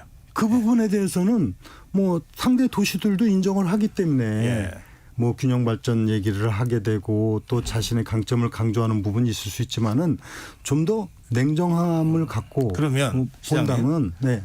그 에이펙 유치를 위해서 따로 인천시가 계획하고 있거나 준비하고 있는 거는 뭐 없습니까? 저희는 지금 하더라도 대회를 치는데 문제가 없을 정도로 완벽한 이미 기본 인프라를 갖고 지금 바로 있지만은 해도 할 수 있다. 그러나 저희는 준비를 하고 있습니다. 이것을 통해서 어떤 모습을 보여줄 것인가. 그래서 단지 회의만 하는 게 아니라 대한민국을 알릴 수 있는 문화 공연이라든가 역사성이라든가 이런 것을 보여줄 준비가 돼 있습니다. 그래서 인천은 대한민국 최고의 시설을 갖고 있는 콘서트홀이 있습니다. 아트센터에서 뭐 정상뿐만이 아니라 또 영부인들을 비롯해서 많은 분들에게 감동을 줄 수 있는 케이팝 공연이라든가 또 바다. 즉 인천은 바로 대한민국의 오늘날을 있게 한 그 도시가 바로 인천이거든요. 네. 제물포 개항으로 정말 눈부신 성장 도약을 할 수 있었고 네. 인천공항 개항으로 글로벌 도시 또 국가로 발전할 예. 수 있었고 이걸 보여주는 겁니다. 인천에 유난히 대한민국 1호가 많잖아요. 그렇습니다. 거기서 대한민국 시작된 게 많다는 뜻이죠. 뭐 우리가 1883년 제물포항 개항으로 철도부터 시작해서 네. 뭐 고속도로부터 시작해서 각종 문화 문명이 인천에서 시작된 것이 거의 대부분이거든요. 그만큼 100여 년 전에 그 작은 어촌 마을이었던 제물포가 오늘날의 이 대한민국을 이끄는 성장 동력이었다는 것을 보여줌으로써 네. 전 세계인에게 감동을 줘야 되거든요. 그리고 이것을 통해서 미래가 어디로 갈 것인가. 지금 인천은 예를 들어서 바이오薬품 생산 세계 1위 도시입니다. 셀트리온이라든가 삼성바이오로직스라든가 예. 여기 반도체 공정 2위, 3위 기업이 있고 여기에 미래 신성장 동력이 집결되어 있기 때문에 인천이 바로 대한민국의 또 미래를 보여줄 수 있는 알겠습니다. 지역이구나. 이게 바로 경제협력체가 갖고 있는 본질적인 가치고 목표고 성과 아니겠습니까? 인천의 역사가 곧 에이펙 정상회의의 컨셉에 딱 맞는 거다. 그렇습니다. 알겠습니다. 유정복 인천시장과 지금 대담 나누고 있는데요. 모신 김에 그 F1 말씀도 좀 해주시면 좋겠어요. 네. F1이라고 하는 게 자동차 경주대회인데. 네. F1은 이제 예. 여러 가지가 있는데 지금 저희가 계획하고 있는 건 F1 포뮬러1은 예. 뭐냐면은 여러 가지 경기가 있는데 그 중에서 소위 말하면 뭐 PGA, LPGA식으로 전 세계를 연중 투어를 네. 하면서 경기를 하는 건데 네. 이거는 사실 10개 팀밖에 없습니다. 20대 자동차가 전 세계에서요. 하는데 예. 이게 어느 정도냐면 지난해 2023년도에 이 현장의 관람객이 600만 명이고 TV 시청자가 1억 15억입니다. 15억. 예, 대단하네요. 이런 정도의 대단한 경쟁력을 갖고 있는 국제 스포츠 행사인데 제가 들으니까 스포츠 마케팅 시장 규모가 월드컵이 1위, 올림픽이 2위, 그리고 지금 F1이 3위라고 그러더라고요. 그러니까 3대 스포츠라고 합니다. 예. 월드컵, 올림픽과 함께 세계 3대 스포츠로 일컫고 있는데 이것도 사실 뭐 제가 인천시장이라서 그런 게 아니라 객관적으로 볼 때 이 네. F1 경기를 치르려면은 당연히 이에 같은 인프라가 있어야 되고 또 절대적인 게 공항 시설입니다. 이 F1 경기를 치르기 위해서 자동차가 배로 오는 게 아니라 분해해서 네. 바로 비행기를 타고 와서 거기서 현장에서 바로 경기를 조립하죠. 하는 겁니다. 예. 이게 자동차가 100억이 넘는 한 대. 그런 아하. 부분뿐만이 아니라 이 자동차 한 대에 딸린 직접적인 인원만 100명이 넘습니다. 이게 엄청난 산업입니다. 그리고 제가 참고적으로 말씀드리면은 제가 스스카나 모나코를 보니까 모나코가 바티칸 다음으로 작은 도시 국가인데 네. 인구 3만인데 예. 여기에 며칠 동안 수십만 인파가 몰립니다. 그렇죠. 예. 모나코의 1인당 소득이 23만 불이 넘습니다. 예. 이런 정도에서 정말 놀랄 정도의 지금 그거를 세계인들이 오는 것이죠. 지금 유치 작업에 뛰어드셨습니까? 네, 근데 이게 이제 우리나라 인천뿐만이 아니라 아시아 여러 나라들이 지금 유치에 뛰어들었는데 지금 아시아에서 한 개 국가를 도심 석회를 하려고 하는 겁니다. 아하, 예. 근데 지금 뭐 예를 들면 태국이나 필리핀이나 말레이시아, 인도네시아 등 여기는 왕실이 나서고 또 정부가 접근하고 그러는데 우리나라도 지금 이제 이게 추진하면서 정부하고 당연히 협의를 해 나가야 될 부분으로 돼 있고요. 예. 이것을 통해서 얻는 관광 경제적 효과는 뭐 대단하다. 그리고 이 경기는 한 번 하면은 일회성으로 하는 게 아니라 적어도 5년에서 10년을 기본으로 하는 겁니다. 예. 그러니까 계속적으로 하기 때문에 매년. 그렇습니다. 그 네. 경제적 효과는 대단하고 제가 참고적으로 지난해 라스베이거스에서 했는데 이것이 약 32만 명이 와서 1조 7,500억 정도의 경제적 효과가 있었다. 이렇게 이제 알겠습니다. 통계가 나오고 있습니다. 예, 시간이 다 돼서 여기서 아쉽지만 마무리를 해야 되겠습니다. 예, 자세한 말씀 다시 들을 기회가 있으면 좋겠습니다. 예, 지금까지 인천광역시 유정복 시장이었습니다. 고맙습니다. 네, 감사합니다. 네, 6월 20일 목요일 전격 시사 오늘 순서 여기까지입니다. 고성국이었습니다. 내일 아침 여러분 다시 뵙겠습니다. 고맙습니다.